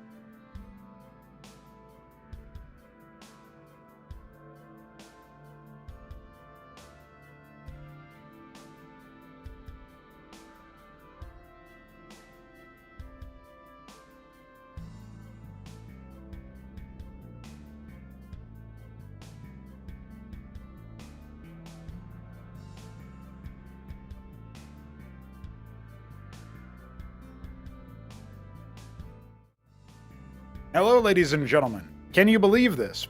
We are now able to confirm that show match number 7, which we are still raising a little bit of money for here, is going to feature DeWalt. It will be Hanmano as Terran, DeWalt as Protoss, Zeke as Zerg. That's going to be a banger of a match. Just wanted to share that with you guys before we get into our second semifinal of the Tribunal stage. No players such august as that, but it will be another Terran versus Terran match, which I personally am pretty excited for, to be honest with you guys. It's seed number 6 in Doglived going up against seed number 2 in Newt, and we will be seeing whether or not those homies can make the magic happen. I feel like we'll be able to. I feel like the magic can happen. If Shambler can give us Game 5 magic, get all the way to Game 5, then maybe we can get the similar treatment out of Newton Doglived. But we got to find out first. We got to find out together, and we might be here waiting for, I don't know, just about a century. We'll see how long TVT ends up taking. Newt in the bottom left is going to be our Cordovan Terran, and Doglived in the 3 o'clock position here on Rage Slave, a port of Neo Rush Hour. He is our Fern Green Terran. Doglived got here by beating a bunch of Zerg players. It was Smarty Cakes 3-0, Art of Turtle 3-0, but he doesn't really have a lot of TVT experience that I've seen, other than playing against players like Kutyam, who, no disrespect, just on another level compared to Newt. Newt is one of the top dogs. Shopkeeper Dog is the best Terran, the Terran that we have active right now. You could argue that Ayud is better, but Ayud doesn't play only Terran anymore. He's more of a random player these days, trying to carry the torch of Hit 'em Up. You can argue that Hit 'em Up himself is better, but Hit 'em Up also doesn't play that much. Particularly, he doesn't play that much at all, whereas Ayud is still playing regularly, just playing all the races. And then you think about the fact that you have Hit 'em Up did ping Dog and say, "You're ranked higher than me now, let's go." But they never played. So, Shopkeeper Dog's still better, obviously. Newt comes in here as the 2nd seed, and he should feel pretty confident about this match. But despite that, I actually don't know how often they've played. In the situation there. How often have we actually seen Newt TVT? I guess he played a lot on Acid Test, right? That's actually been picked by Doglived as our 2nd map, by the way. So Acid Test, Newt's favorite, is going to be picked.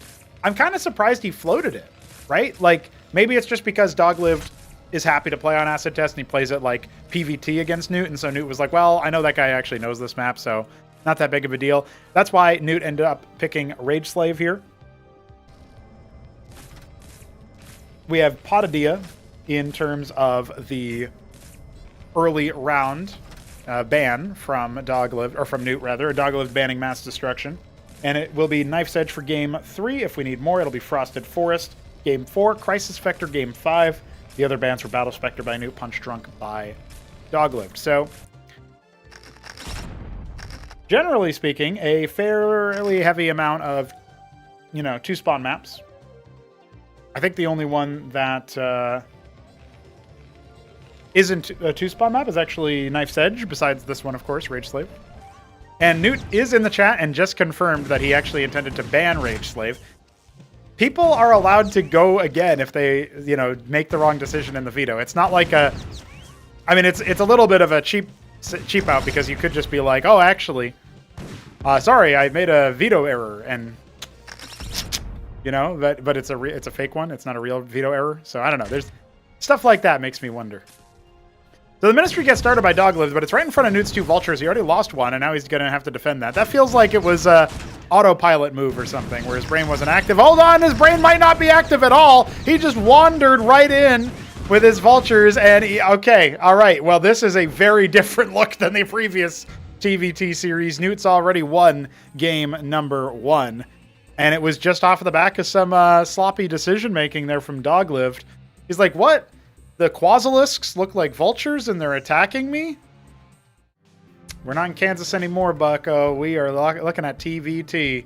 And it didn't even really feel like Newt had to work on that. I guess it's fine. It's okay. He doesn't need to worry about, the fact that he meant to ban Acid Test, or not ban Acid Test, ban Rage Slave. That's it. Everything's fine, guys. Newt is still in control, and he is in the bottom right of Acid Test, the Maroon Terran.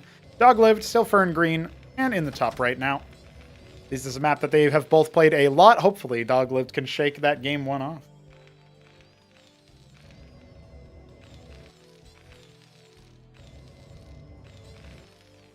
Force a repick, IMO, PB8. Well, I guess, I mean, as people get more familiar with it, the grace period probably ends, huh? Your score is final. Yeah, I can see where people are coming from. Like Shambler saying that it's probably better to be ironclad. Yeah.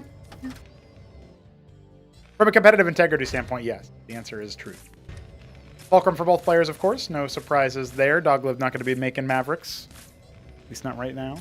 I will say, one cool aspect of the way that Newt and Doglived will play is that they both like drops. This is probably going to be a drop-heavy series. I didn't get a chance to get to that point earlier in the stream because of how fast game 1 went, but you know, it's a real legitimate option here.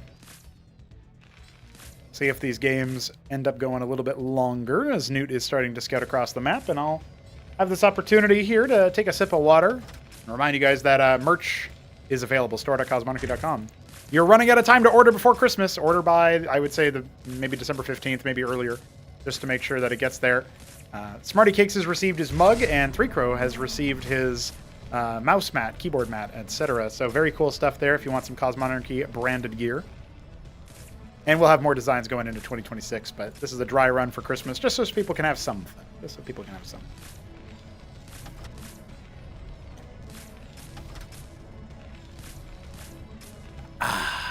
Refreshing. And soothing for the vocal cords. After 2 hours of TVT, we get more TVT. Let's go. Doglived going to lay his mines a little bit further forward than most Terrans do. And he's going to be hunting for that Mason. Looks like he knew exactly where Newt might put it. So this is kind of a promising little turnaround.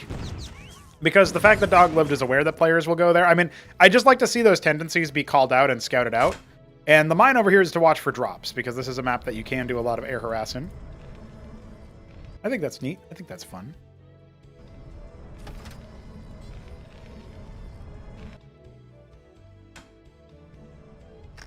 Looks like an expansion coming in soon for Doglived.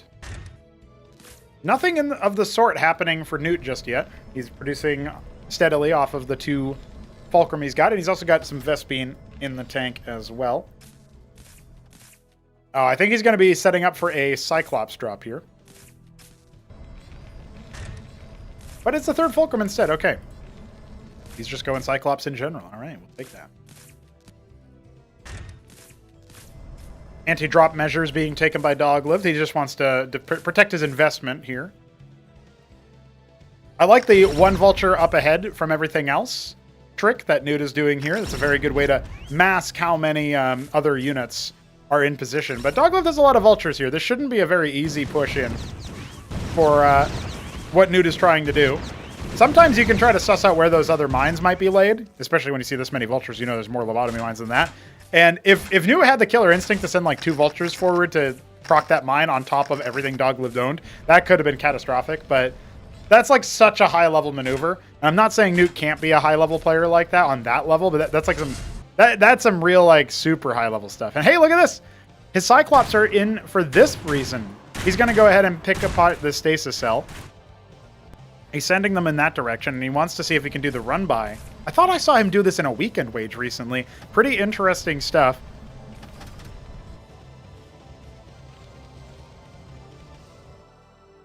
Just waypointing more and more of the guys in.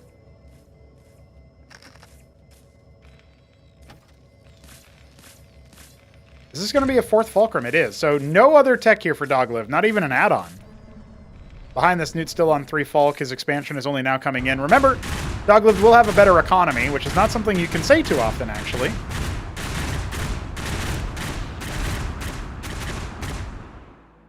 So he's going to have, what, 6 Cyclops? 8 Cyclops are just going to walk into Doglived's base here in a second? I don't think they can quite reach here. Maybe if they're like right here, one of them can reach like this guy. But really, the scary part is you can just walk right in here and start attacking. It's a feature of the map we don't get to see very often. Palladium coming. We've got anti-drop Cyclops over here. And a similar number to what is coming up the pike. So the Vultures are also joining in. Lobotomy mines have been laid here, though. Doglived has kind of preempted this move, as cool as it is. And so he should be able to, you know, get everybody in the right spot. He's got his Cyclops on the high ground. This move should have been so cool, but Newt got preempted. The scouting was good there from Doglived, and as much as I was rooting for that to succeed, just because it's not a map feature that we get to see too often, it is not going to be falling so flat that it's like Newt is now super behind or anything, but he is down by 10 workers, so he was looking for some damage there to catch him off guard. That being said, the fact that this back path is open this entire time is going to be cause for some concern for Doglived. So if Newt can stabilize into a position where he can, make a comeback happen economically or something like that, then we can maybe talk a little bit about a different sort of story going forward if he ends up getting a raiding party in. Now, Doglived is moving out, but before he has his phalanx, and that feels like a pretty big mistake. The vulture count of Newt is very high. You needed some kind of pressure there from the Doglived side. You needed some way to stop Newt from just kind of riposting the attack. And I think he probably would have taken this expansion regardless of how that went, but he was definitely more comfortable doing it once he cleared that part of the army. So very cool stuff there. More phalanxes are on the way for Doglived, and we have the Palladium only halfway complete as a Trojan is being made. It will be a Cyclops drop. Obviously, that's been somewhat preempted by the positioning of the mine and the Watchdog, but if it gets past it, it's pretty easy to unload, get a couple of Masons at the very least. Newt's going to need to fire back into this game off the back of this faster third base. Scooping up the Cyclops, or trying to. He's only got 3 instead of the usual 4. And it looks like it's going to be on a trajectory that will bypass that mine, but of course the Trojan will be shot at by the Watchdog, maybe not quite shot down. Phalanxes are starting to come out for Newt, as well as a Wraith. Love the Mind Stun there from Doglived as he is able to charge in and frustrate some of the positioning. He's going to be slowed in the middle of the map, though, and here comes that drop, but it's only down to 50 HP. That's a humongous mine. Very, very good, but there's not any units here to actually capitalize on it. So the anti-drop mine was really smart. There was no extra Watchdog there to finish the job onto the Trojan to make it so that there was only one pesky Cyclops in position to do something about it. We will have some reinforcements clear this up as Doglived is establishing a bit of a containment here. One singular Wraith. Tell me more. Base number 3 has been spotted, but Doglived's phalanxes are all by themselves. He's deploying them in the face of all these units that will happily lay siege to those entrenched vehicles. And down it goes, the artillery gone in the blink of an eye, and Doglived has so many more minerals, but hasn't actually been able to use them. These 2 Cyclops have caused even more damage. Is Newt really just on that much of another level? Because this position was supposed to be victory for Doglived, or at the very least advantage. As Goliath is at the very least trying to do something to that. But double Wraith are going to clear these double Phalanx. Force him back. 5 Folk production, sure, but nothing making right now, as he has to get back to mining with that 10 worker lead he still has. The bigger impact wasn't the worker kills, it was the shutdown of the mining. Just the splattering of what Doglived has. If he can deploy here and actually set up a little bit of a fortification, then we can see something a little bit different happening. But the Wraiths are going to be able to move this back. There's no anti-air, no Watchdogs nearby either. So this feels just like it's, Newt's Wraith force is going to be able to take out a lot of that. At least force them to unsiege for the armor, and then everything else can move on in. We don't get to see Wraiths very often, so I am grateful to spot them out. Oh, no. Oh, dear. Well, if he just moves this Fulcrum, it's fine, but he's got to wait for that Phalanx to finish, of course. That's unfortunate. Base number 3 coming down for Doglived, but obviously Newt is happy as a clam. He's actually rallying some units off to the side for the little bit of the delayed run-by we were talking about earlier. Stockade is on the way for Doglived. He's already got one with a Vestry add-on, so I'm assuming he just wants to make a lot of Shamans.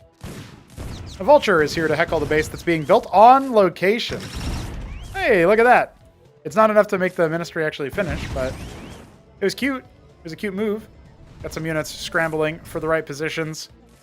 Phalanxes moving up here. We got the Trojan empty, but it could pick up those Cyclops. Oh, he's got Phalanx up here.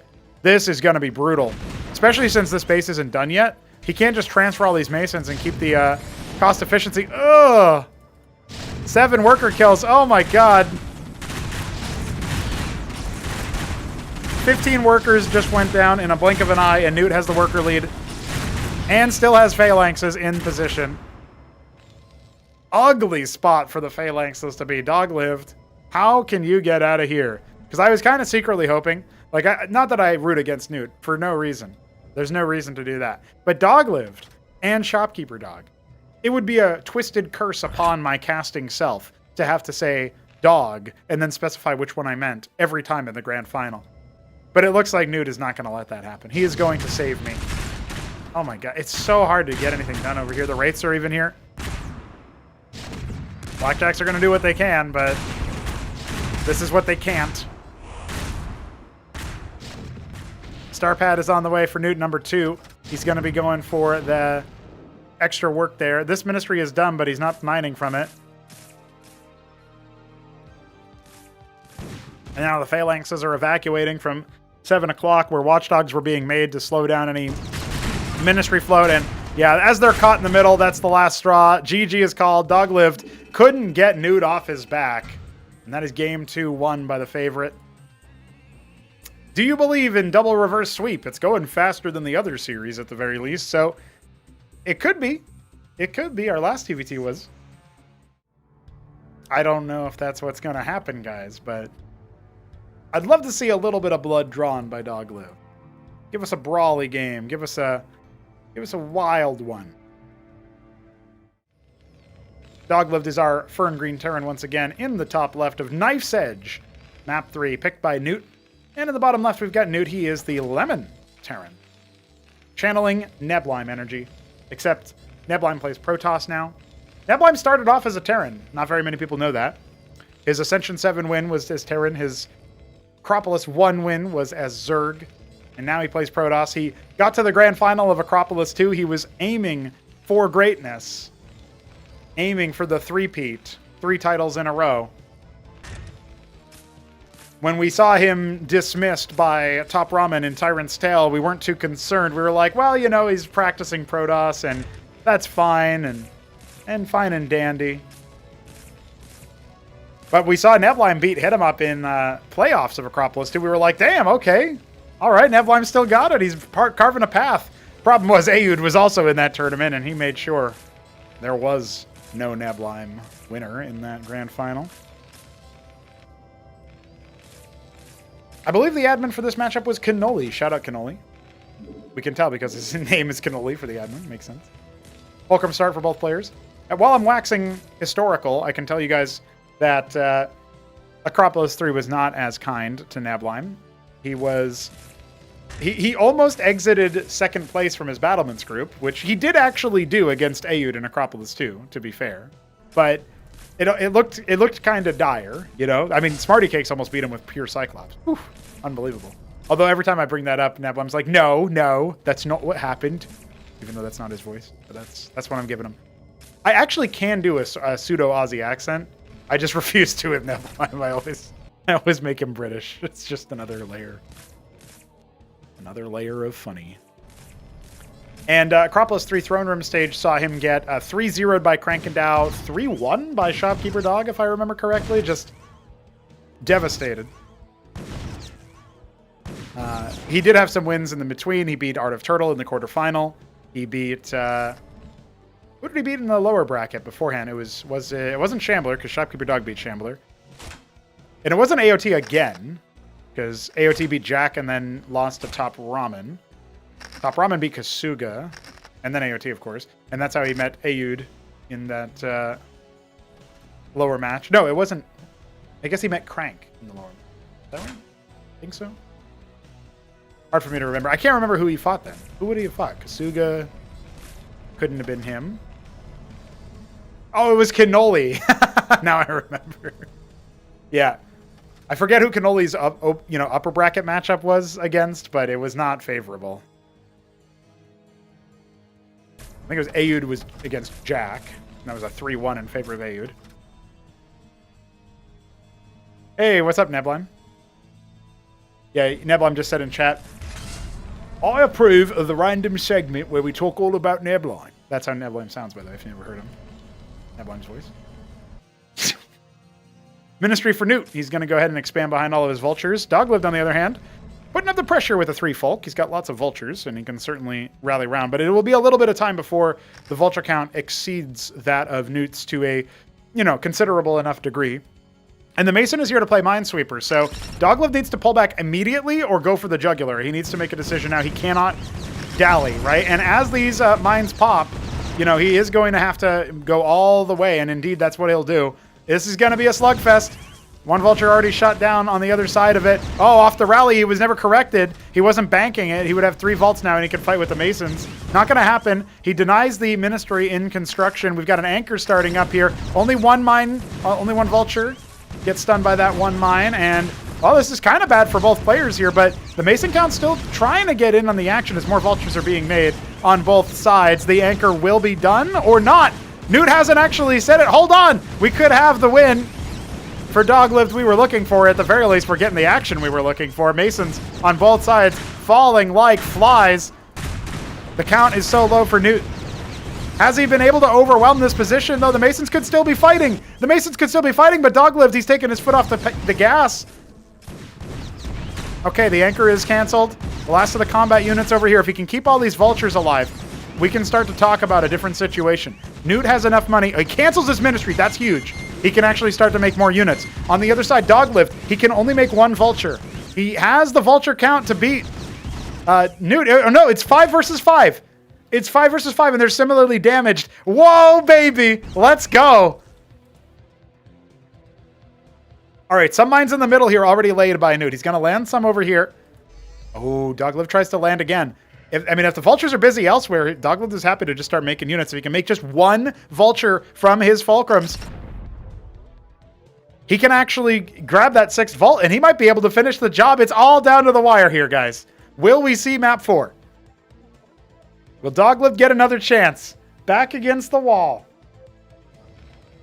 He's making more Masons. He's not even mining from the closest one. He's going to come in all at once. It's a good move, even though it's up a high ground, but he needs to be so careful. He doesn't know about the mines. Oh, he doesn't know about the mines. Oh, he doesn't know about the mines. And just like that, that's the last chance he had. Oh, God. He is, in fact, Doglived, past tense. GG. Newt has managed to clutch it up. He was going to land in the natural and finish it off there. Big moves from him. 3-0. He's dropped 1 match so far in this playoffs, in this whole event. It's just been 1 bracket after all, and wow. All right. Guys, what a move. What a move. Newt will face Shopkeeper Dog, TVT, Grand Finals. Let's make it 3 hours. Let's make it a 3-hour-long Grand Finals. A bad day for dogs. It's true. Well, I don't know. You won, so it can't be that true.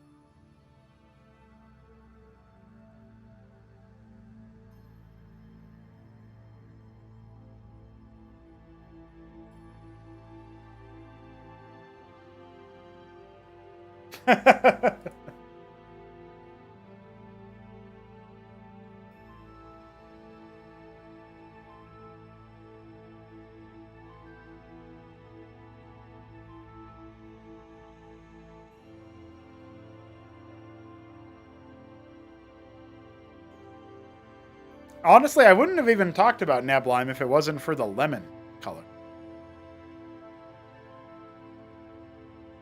I just realized I actually did just go on a tangent talking about Neblime in the middle of game 3. Oh, I see. Yeah, if you look at the stats, if you look at the strats that were used in that game, Shopkeepers is like way more involved. He has to grind back in all of those games, and then Newt's just like, all right, but what if I do this?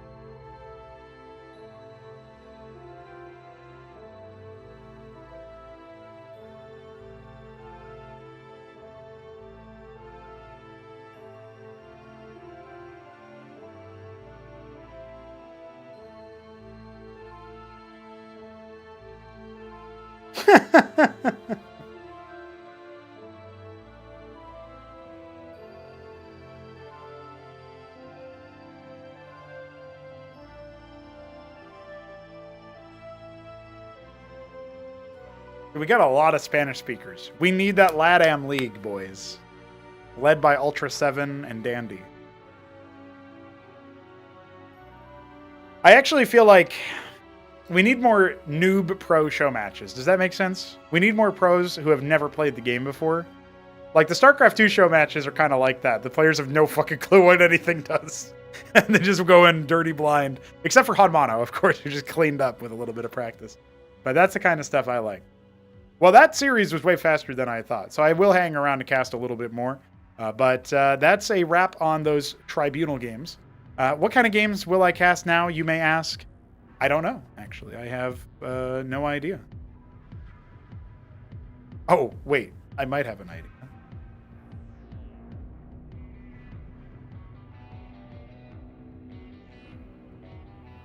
There's a 1v4 Juggernaut, or 1v3 Juggernaut game on Leviathan's Lair that looks very fun. That I would love to see happen. So hold on, we might be able to do that. That's pretty legit if that's a workable thing. That now.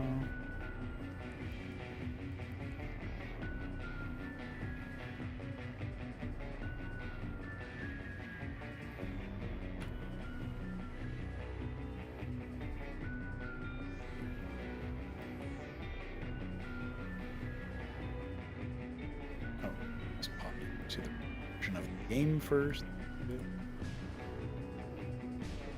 We go straight from best of fives, you know, straight from watching a bunch of really ridiculous stuff.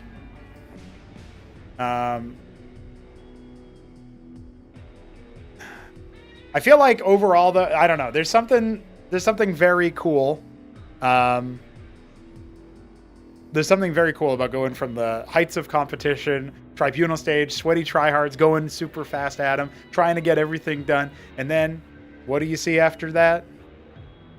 You see a wacky game, a very wacky game. That's what I'm just double checking whether or not that the replay works properly, and then I'll be actually popping it in. I'm not like looking at anything that happens in the game, just like fast forwarding it or whatever. No. But it seems like it's good. I'm glad that Kutiam was playing while we were casting. That's very epic.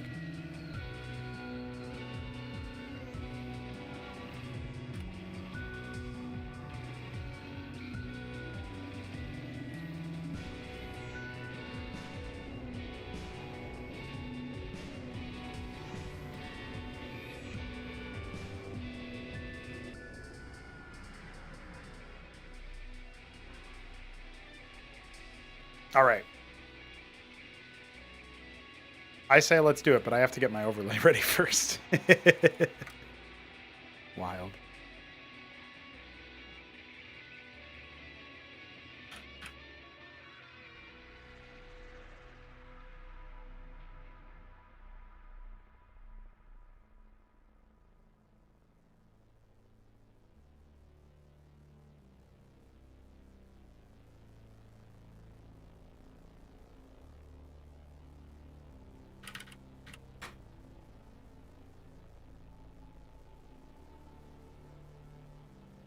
I don't even have an overlay ready for 1v3, so I'm glad I'm doing it now.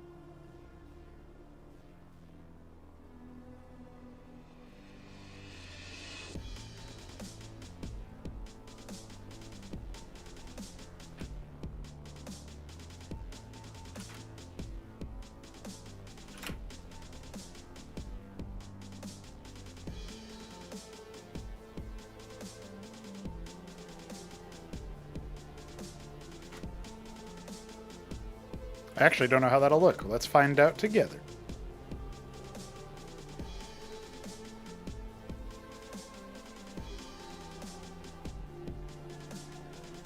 Hell yeah.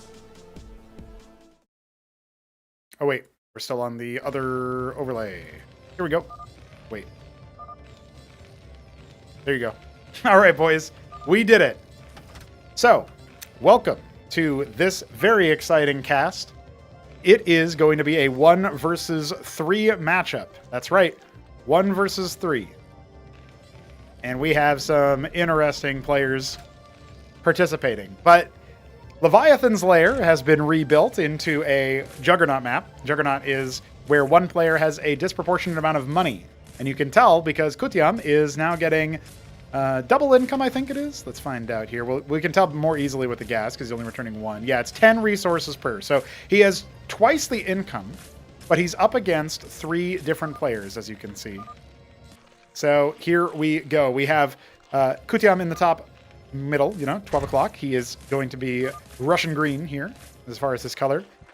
He is XDing about the fact that we have such an epic game mode present in Cosmonarchy. And you know what? I dig it. I dig it. I'm glad he's happy. Ultra 7 is going to be on the other side of all of this.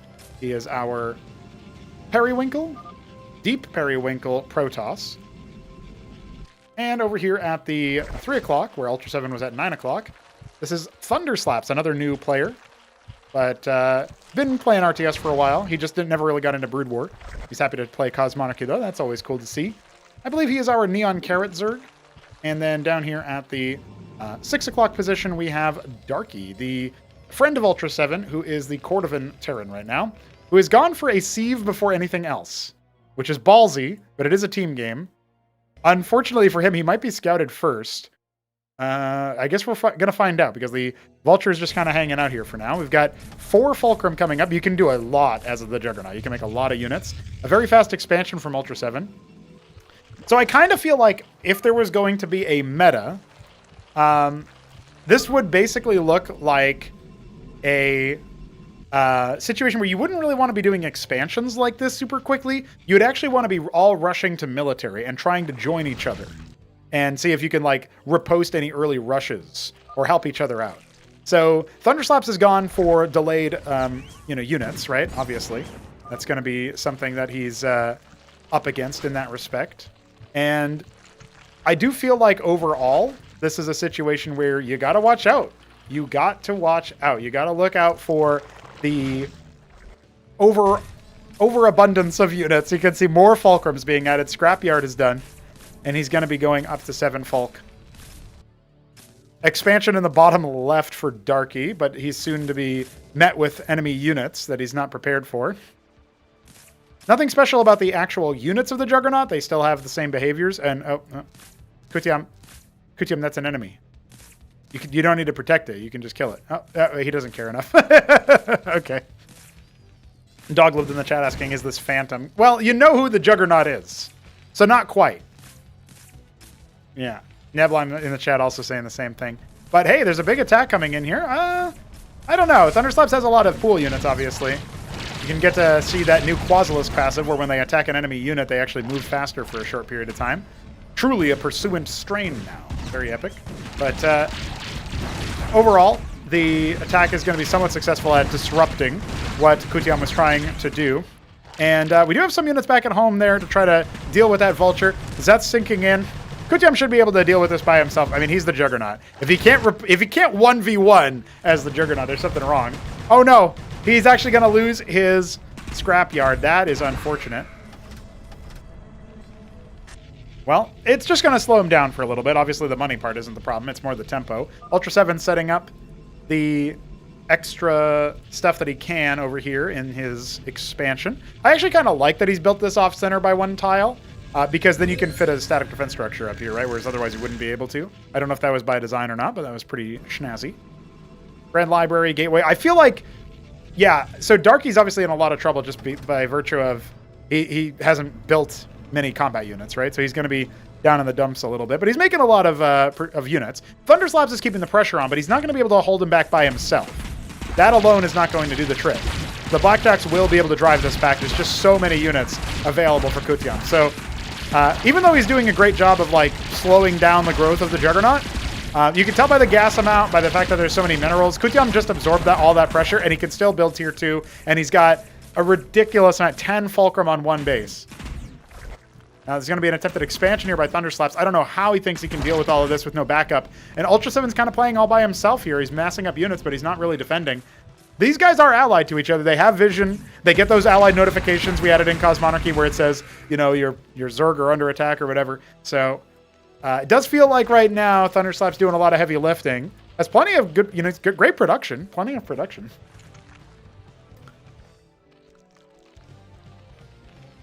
Ogun has been made. Looks like Darky wants to go ahead and build some structures with that. He's added the star pad. And another sieve. He's got a lot of money. Yeah, the Blackjack count is still, like, this is still doable for the Zerg army to try to, like, whittle away. But you're not going to be able to fully wipe it. And there's so many Blackjacks being made right now. Oh my god. What a disgusting build order. 13 folk, by the way.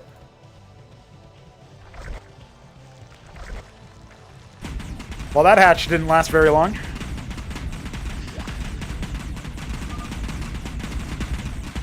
Kutiam realizing he's got so much money, he can go tier 2 here. Yeah, you can do a lot. I did add more resource nodes to this base as well, considering your 1v3. There's a little bit of a different layout over here as well. You can access the top right expansion and the top left expansion without needing to go through the middle of the map, which makes it a little bit easier. You can even access this expansion over here as well. As, of course, this one that Slaps tried to make. And I believe there might even be... Yeah, there's a ramp down here to this base up there. So, in theory, the Juggernaut can take a lot of extra bases. The cross in the middle is, I'm sure, very based for a lot of people. Like Ultra 7 in particular. But it's a feature of the original map. Oh, shit, we got Khaz'trith Circuit. Pathing is going to be a nightmare over here, but he is going to try to hold out. A lot of Blackjacks. Where is the support? Ultra 7 hasn't been touched this whole game. Now he's going to be responsible for helping out a little bit. With the Khaz'trith going down, the no combat units were made by Thunderslaps. Instead, he's going to just make a ton of static defense cells in his main base and evacuate his workers in that direction. The counterattack, in theory, will work out. Well, I don't know. There's still a lot of Blackjacks there. They need to be working together, and right now they are not doing so. Darky is barely active as well. He sends a couple of token units over, but it's not very helpful. And Ultra 7's been reposted on the other side. I feel like, yeah, they did. Doesn't it feel like they missed their window already? I mean, we are talking 15 Fulcrum soon. 13 actually finished.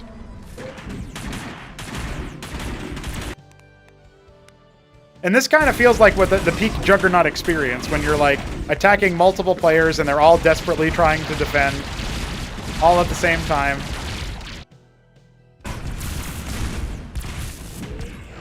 He doesn't know it, but he could probably just send like 12 Blackjacks down here and kill Darky. There's not much there.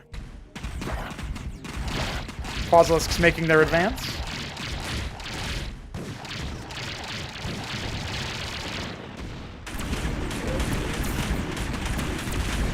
The Matrixes are helping out a little bit. The Atreus is a bit harder for the Blackjacks to deal with, but eventually they do get through. They ignore all the armor.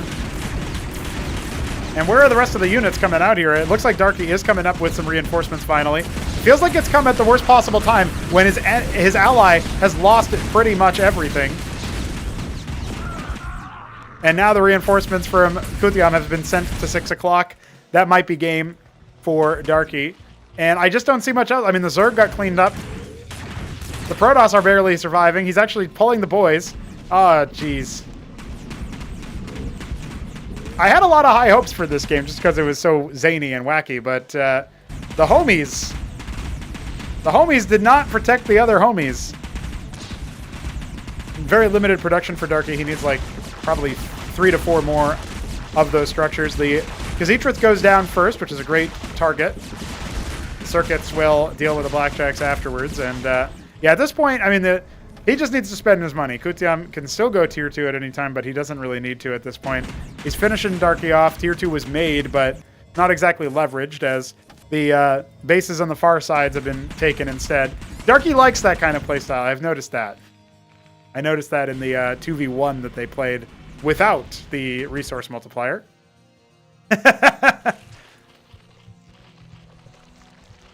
Thunderslaps is turtling up as best he can, but I just don't know if it's quite enough.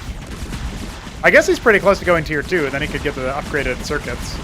But he doesn't have a Khazitra here, and that feels absolutely foundational for his defense. That expansion from Darky shut down. Thunderslaps is going to go ahead and call GG. And the rest of the game seems to be filtering through in that same direction. I mean, I can't really imagine Ultra 7 holding out. He's rebuilding his Nexus. The Ogun goes down. The Atlas is being heckled. Taluses are doing what they can. And Ultra 7 is going to call it as his base is not even set up yet when the next set of Blackjacks arrive. And no, my Atlas. Oh, I guess technically Darky wins because Kutiam left. The ultimate diss.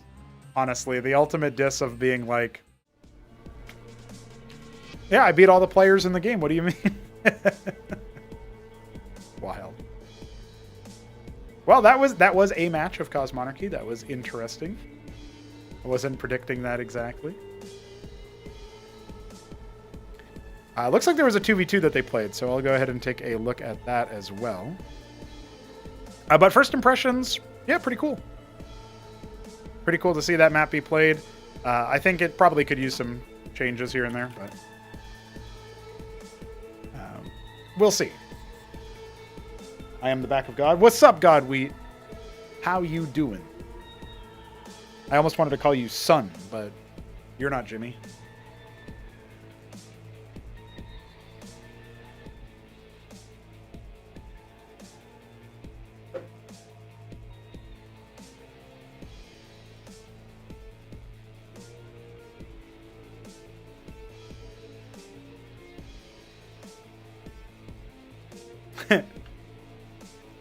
Neblime has requested the earliest time slot available for the BB badge. Understood, sir. What did Neblime fill in? Okay, let's take off that PM.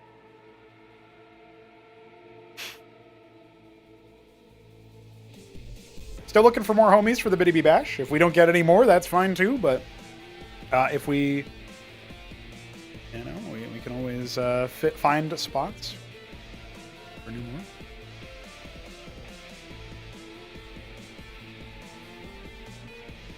I feel like that last game, oh man, there were mistakes made. Let's take a look at this 2 versus 2 match, though. I'm interested. You got, on the one side, you have Ultra 7 and you have Darky. So I'll fill in the players there in a moment. Here it's Kutiam and Thunderslaps playing Zerg. Both of them playing double Zerg. Okay. It's Ultra 7.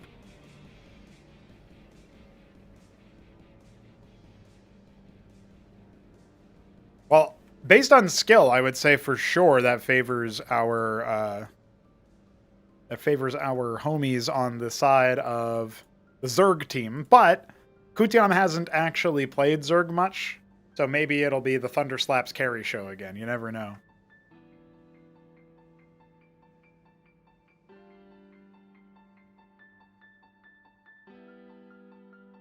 Also, I have no idea. I have no idea what to expect from this, because team games in Cosmonarchy can be really wacky, or they can be pretty just cool, you know? They can be pretty fun. I am going to quickly speed through the replay, because occasionally I've seen replay, like in team games specifically, I've seen replays crash, and so I definitely don't want that to be the case. Oh, it looks like they traded teams a little. Oh, also that wasn't even the right replay. I downloaded the wrong one. I will say though, maybe we can cast them both anyway, just because sometimes having a series of team games, that's pretty cool. Although actually, Vilius is part of this other game. It's Vilius, Ultra 7, Kutiam, Darky. That's probably a little bit more evenly matched.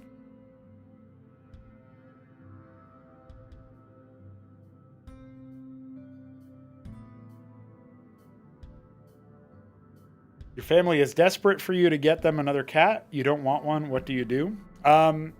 If you donate more to the stream, then obviously you're just like, sorry, I spent the cat money on a show match for Cosmonarchy, and then they'll be like, oh yeah, I understand. Is that why we aren't having Christmas this year, Dad? Yes. It's not. No, I think you probably just got to tell them I'm the dad, and I say we don't need more cats.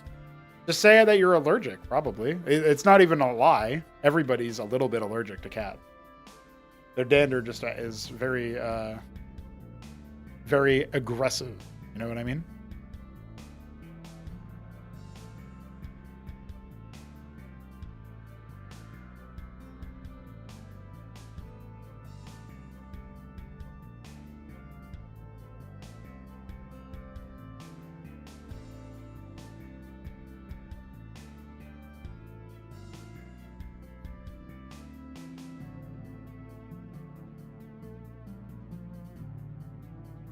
But remember, whatever you do, just remember it could always be sillier.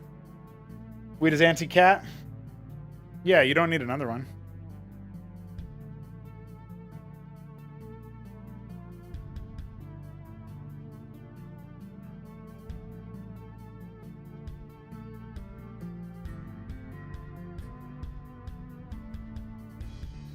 Just say no, bro, Chacho. That's it.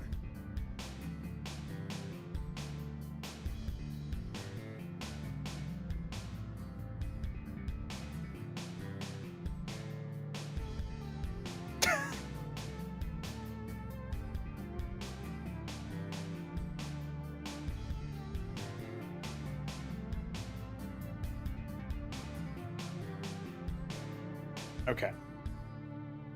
So here's what we'll do. We'll cast the game that features Vilius, and then we'll probably go ahead and cast the other game after. Depends on how long this one is. Let's see here. Where's our team list? Player list.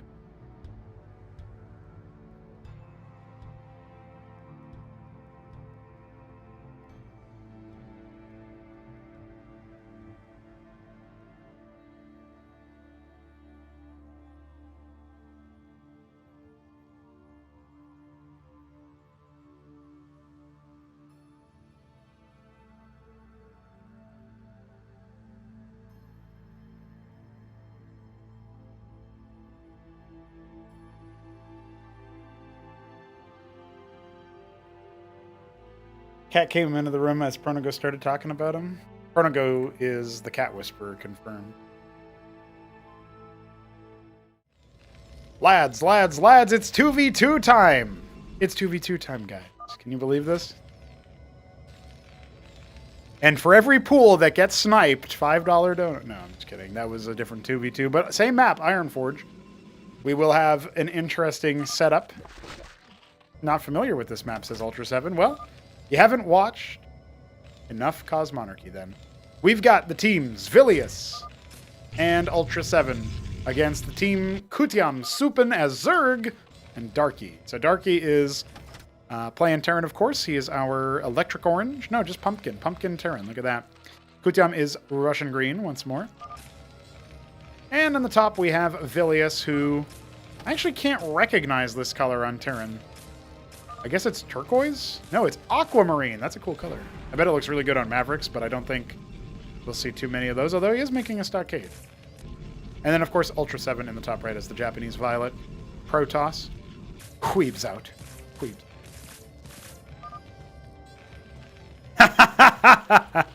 Why did Kutian play Zerg, I wonder? Did he play random? Darky planning to expand before much else. He does have a stockade coming, though.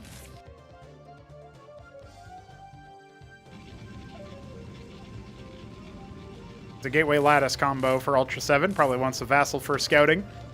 On the other side, we have Vilius going double stockade and making them Mavericks. Zerg Shambler. Zerg Shambler.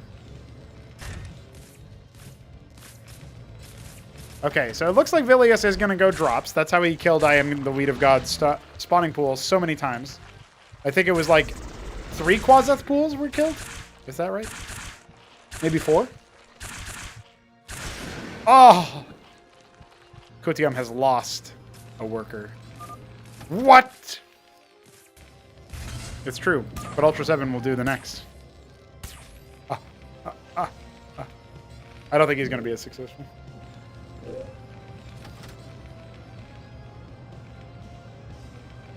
Ultra 7 is making simulacrums. We love those. We love those.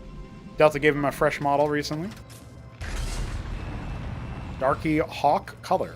LOL. What? Excuse me? He's a pumpkin.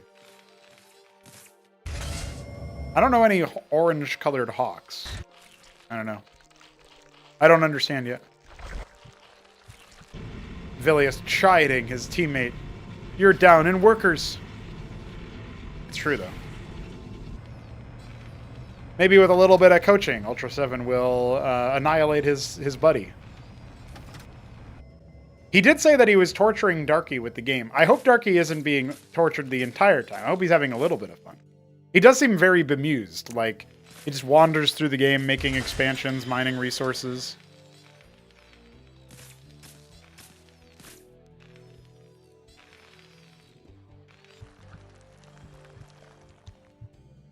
Expansion going live in the bottom left. There's a Spraith here, and a couple Izira cores, but the Droleths are going to be pulled back. The Trojan is going to explode if given the opportunity. More Izira cores, but the Huracan are providing so much heavy lifting there. Need a little bit of assistance here, perhaps. Oh, down goes the... That was free kills. The Spraith killed like 3 extra units there. 1 HP, Huracan. Ahmed lives! Kutium, no. No, Kutium. Don't move to the enemy base with your Droleths. And then the evil voice in my head says, move there and build Hatcherosks. Pretty good. Pretty good. Hey, what's up, buddy? I'm here to bully you. He's actually got a pretty good lineup here. Sims will not be splitting. And the Hierophant is going to go down next. The Cyprians are pretty damn good. The quarry add-on means that you can't produce Masons from this ministry, so that's a little unfortunate. Izira core is coming in to try to body block the Dracodon, but it takes the exit to the right, and immediately we were going to see that expansion taken by Ultra 7 in response. We got Huracan, Cyprians, and 3 Mavericks for Vilius. Got a little bio army moving down to the other side, and I don't know. Too early to call, but the worker count definitely favoring the top team. Even when Darky has more units, more workers than his opponent. Well, it's like this. He doesn't protect them very much. Yeah, the Huracan is going to turn the tide pretty quickly here. 1 Cyprian versus 2 in just a moment here, surely. Oh, actually. Well, I mean, a lot of Masons died, so that was clearly better. But the Izira cores are in the mineral line. Hold on. Well, we got a Shaman here. That'll probably help out a little bit. Yeah. The drill is really good. Vilius is not letting these Izira cores live. He will not spare them.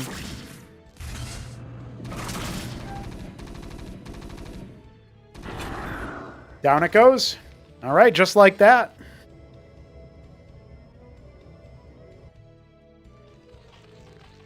Kutium has another base. He can start saturating pretty soon. I don't know. I don't know, guys. Double Rogue Gallery for Ultra 7. He's adding an embassy as well.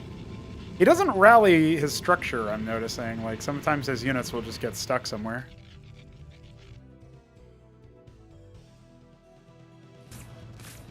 No expansion really articulated yet by Servilius. Are these guys on patrol? Yeah, I guess they're waiting for any Ovaleths that leave on a drop. 9 Izira cores is Kutium's decision. I wonder why. Does Kutium even build stockades? I don't know. Have I seen him make Mavericks? I feel like I must have at some point. But I've mostly seen him play versus Protoss and Terran recently, and he skips the bio there. Low key. Just rush tier 4 or tier 3 unit. Oh yeah, we're getting Vilius' allied chat. It is Ultra 7's copy of the replay, so it'll be that top team. If Kutiam and Darky have been chatting back and forth, we've been missing it. Maybe one day we'll include all chat there. Maybe. Meanwhile, Izira cores are going to pass out and kill. Yeah, pass by most of the army and kill that shaman. This is going to be a bit of a scary time. One Cyprian in the Trojan, and I'll be unloaded to help out, I'm sure. This is a pretty deadly attack from Kutiam. He's found a good timing. Ultra 7 is in hot pursuit, but the Cyprians are a strugglesome bunch down there. Oh, and looks like the Hydras are caught off guard. No Izira cores to help defend versus that, so the Protoss army makes a pretty significant difference. When the two homies act as one, works out pretty well. Acestus has been made. It's defending pretty much nothing. The Atlas is on the way as well. A lot of bases. For how many bases? Not that many workers, but the critical thing here is that Darky doesn't have a big army, right? You look at the rest of the army, the military supply. We've got 22 military units for Vilius, 15 for Ultra 7, 24 for Kutiam, only 9 for Darky. He really needs to build more production structures. You can see his minerals. He's just queuing a lot of Goliaths. Not the best play to go. Not the best way to do it.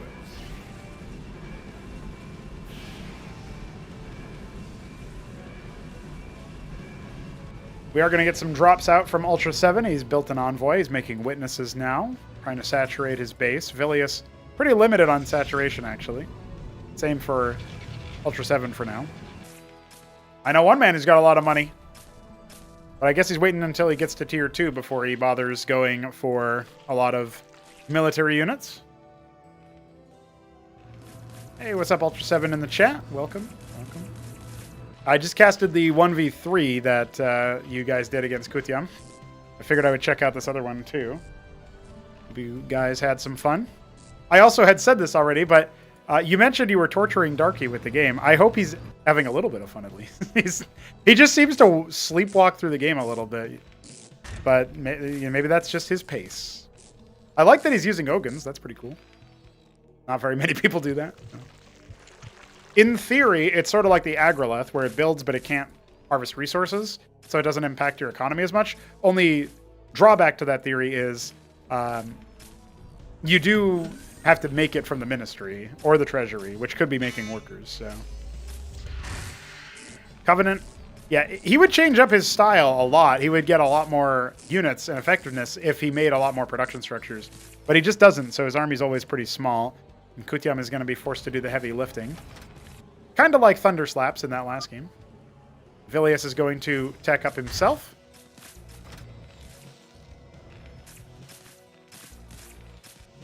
Ultra 7 moving forward with the Protoss army. Has dropped a few things down here. I'd go after the Anvil personally, hoping that it was armed, and then if it was, and if the Anvil is armed and it gets blown up, it destroys the nuke as well, and so it irradiates the whole place. Pretty good, honestly. You know what I was thinking about recently too is I think I will probably increase how long the Morningstar field lasts. So the radiation zone from a nuke might last like, I don't know how long it lasts right now, maybe like 20 seconds or something like that. I might go it all the way up to a minute, which is pretty intense. Maybe ends up being too bad, like too powerful. But all right. Kutiam's army is kind of interrupting the approach of Vilius. He's going to have to reconsider his approach. But Ultra 7 is already behind enemy lines. And remember that what we talked about earlier. Darky's army is not very big right now. Mavericks and Cyprians with some Shaman support are trying to break through the Zerg's northern flank. Ultra 7 is wrapped all the way around, and he's going to go ahead and execute all these Hydras in the process. He just needs to fall away from Darky's small but formidable force. The Hurakan's doing a lot of heavy lifting here for Darky. Cyprian's just splattering. Vilius proclaiming victory based off of that fight. He's got a lot more units. He might be right about that. His Shaman was body blocking a little bit. It gets cut down by the Cyprians. Just Zethrakor is here to defend for now. Kutiam has so many units, or so many minerals, but so few units. He's waypointing a bunch of Zethrakors, but they're just getting splattered by all the splash damage. The drop killed the Anvil and then walked right up to the base on the far side. Darky has so much money, but he's not spending it. I guess you could say that about most of the players in the game. Vilius has a lot of S-Beam. But he is teching up, adding his extra stuff. This might be where the bottom team runs out of steam unless Kutiam can do something very special. He was checking the tooltips to see what else he can do. Ends up going for Hydras. Yeah, there's just nothing that can deal with all those Cyprians, and the Shamans are keeping everything healthy as well. That's a wrap on that Fulcrum, and remember, that was one of the very few production structures Darky actually had. He's going for Sundogs. There is some bullying going on, that's for sure. And Seal for detection means that the Sundogs can't really play around their max range, but it doesn't really matter much anyway, as they are just going to get nuked down by the Goliaths. Ah, it looks like there has been a counterattack. Kutiam has come into the top right. There's a lot of idle workers here. Down goes Darky's main ministry. These last few Zerg units are going to get cleaned up relatively easily. Bug spray. I guess it's sort of like the Harakans, or like the bug sprayers, right? The last of the tech is going to be blown open here, and no further combat units will be availed. It looks like the anvil actually wasn't destroyed. I thought this whole base was gone, but not quite. A lot of Hydras being massed up, ski backed on the way. Maybe he can try to 1v2 at this point, but Darky's just going to be signal noise for now. He's capped the reservoirs, which is cool, but he barely has any Masons down there at the 9 o'clock base. Upper left being taken by Vilius for base number 3. The Atlas, it could have lifted off. It was not to be. Vilius is typing. Oh. Yeah. Yeah. Right. Mass Hydra. Kutiam could actually pounce upon this Protoss army if he wanted to, but he's scared of the Terran army, which makes a lot of sense. Darky's not a Terran player? What? He's only been playing Terran this whole time. What's been going on? Why is he playing Terran? Oh no! That's a glorious lineup for the Cyprians. Now the Bactyls can help with this a lot, but they need to have some kind of front line, and there's no Izira Corps, so the Hydras have to do the job. And then they all clutched up. They all clumped up there to get annihilated by those Cyprians. The Phalanxes are deployed. Bactyl's pretty good at that, but yeah, no dice there. Humongous bank for Ultra 7, but he's already done enough, and Vilius will be pushing forward. Kutiam preemptively calling a GG. We got more units coming in from the top team, and Darky doesn't really have much. He is building an Atlas again. That's apparently his most important goal. And Kutiam, I hate Zerg even more now that I've played it. That's a pretty good one. Darky says shrug. Is that how he feels about Terran, maybe? Yeah. Autocrats were starting up behind this for Vilius. He's got all the tech he needs.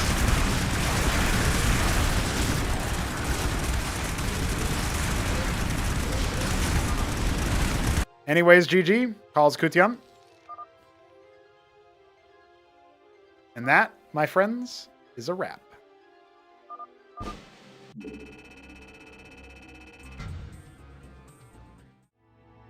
Well, we managed to get some 2v2 action today. That was pretty cool. We don't get that all the time, you know?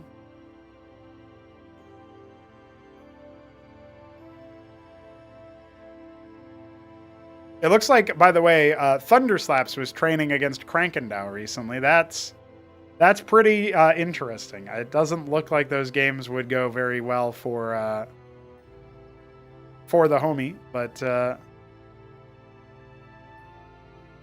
I'm glad that he's gaming. I'm glad that he's getting some stuff up. That's pretty cool. I think there was some AU Jakulanski games recently. I'd like to cast those at some point, but I think we've casted enough for today. You know, we got to 3 hours in, which is very cool.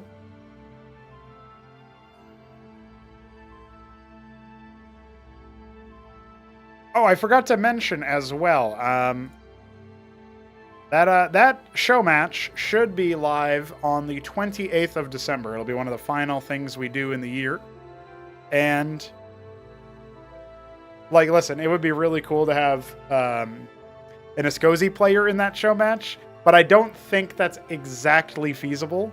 Just because the Escozy, like, I do want a show match featuring Escozy, right? But I want that show match to be one of the players who has played Cosmonarchy, one of the pro players ideally, but it could be anybody who's played Cosmonarchy to a high level and understands Escozy, and they've been out long enough to be understood.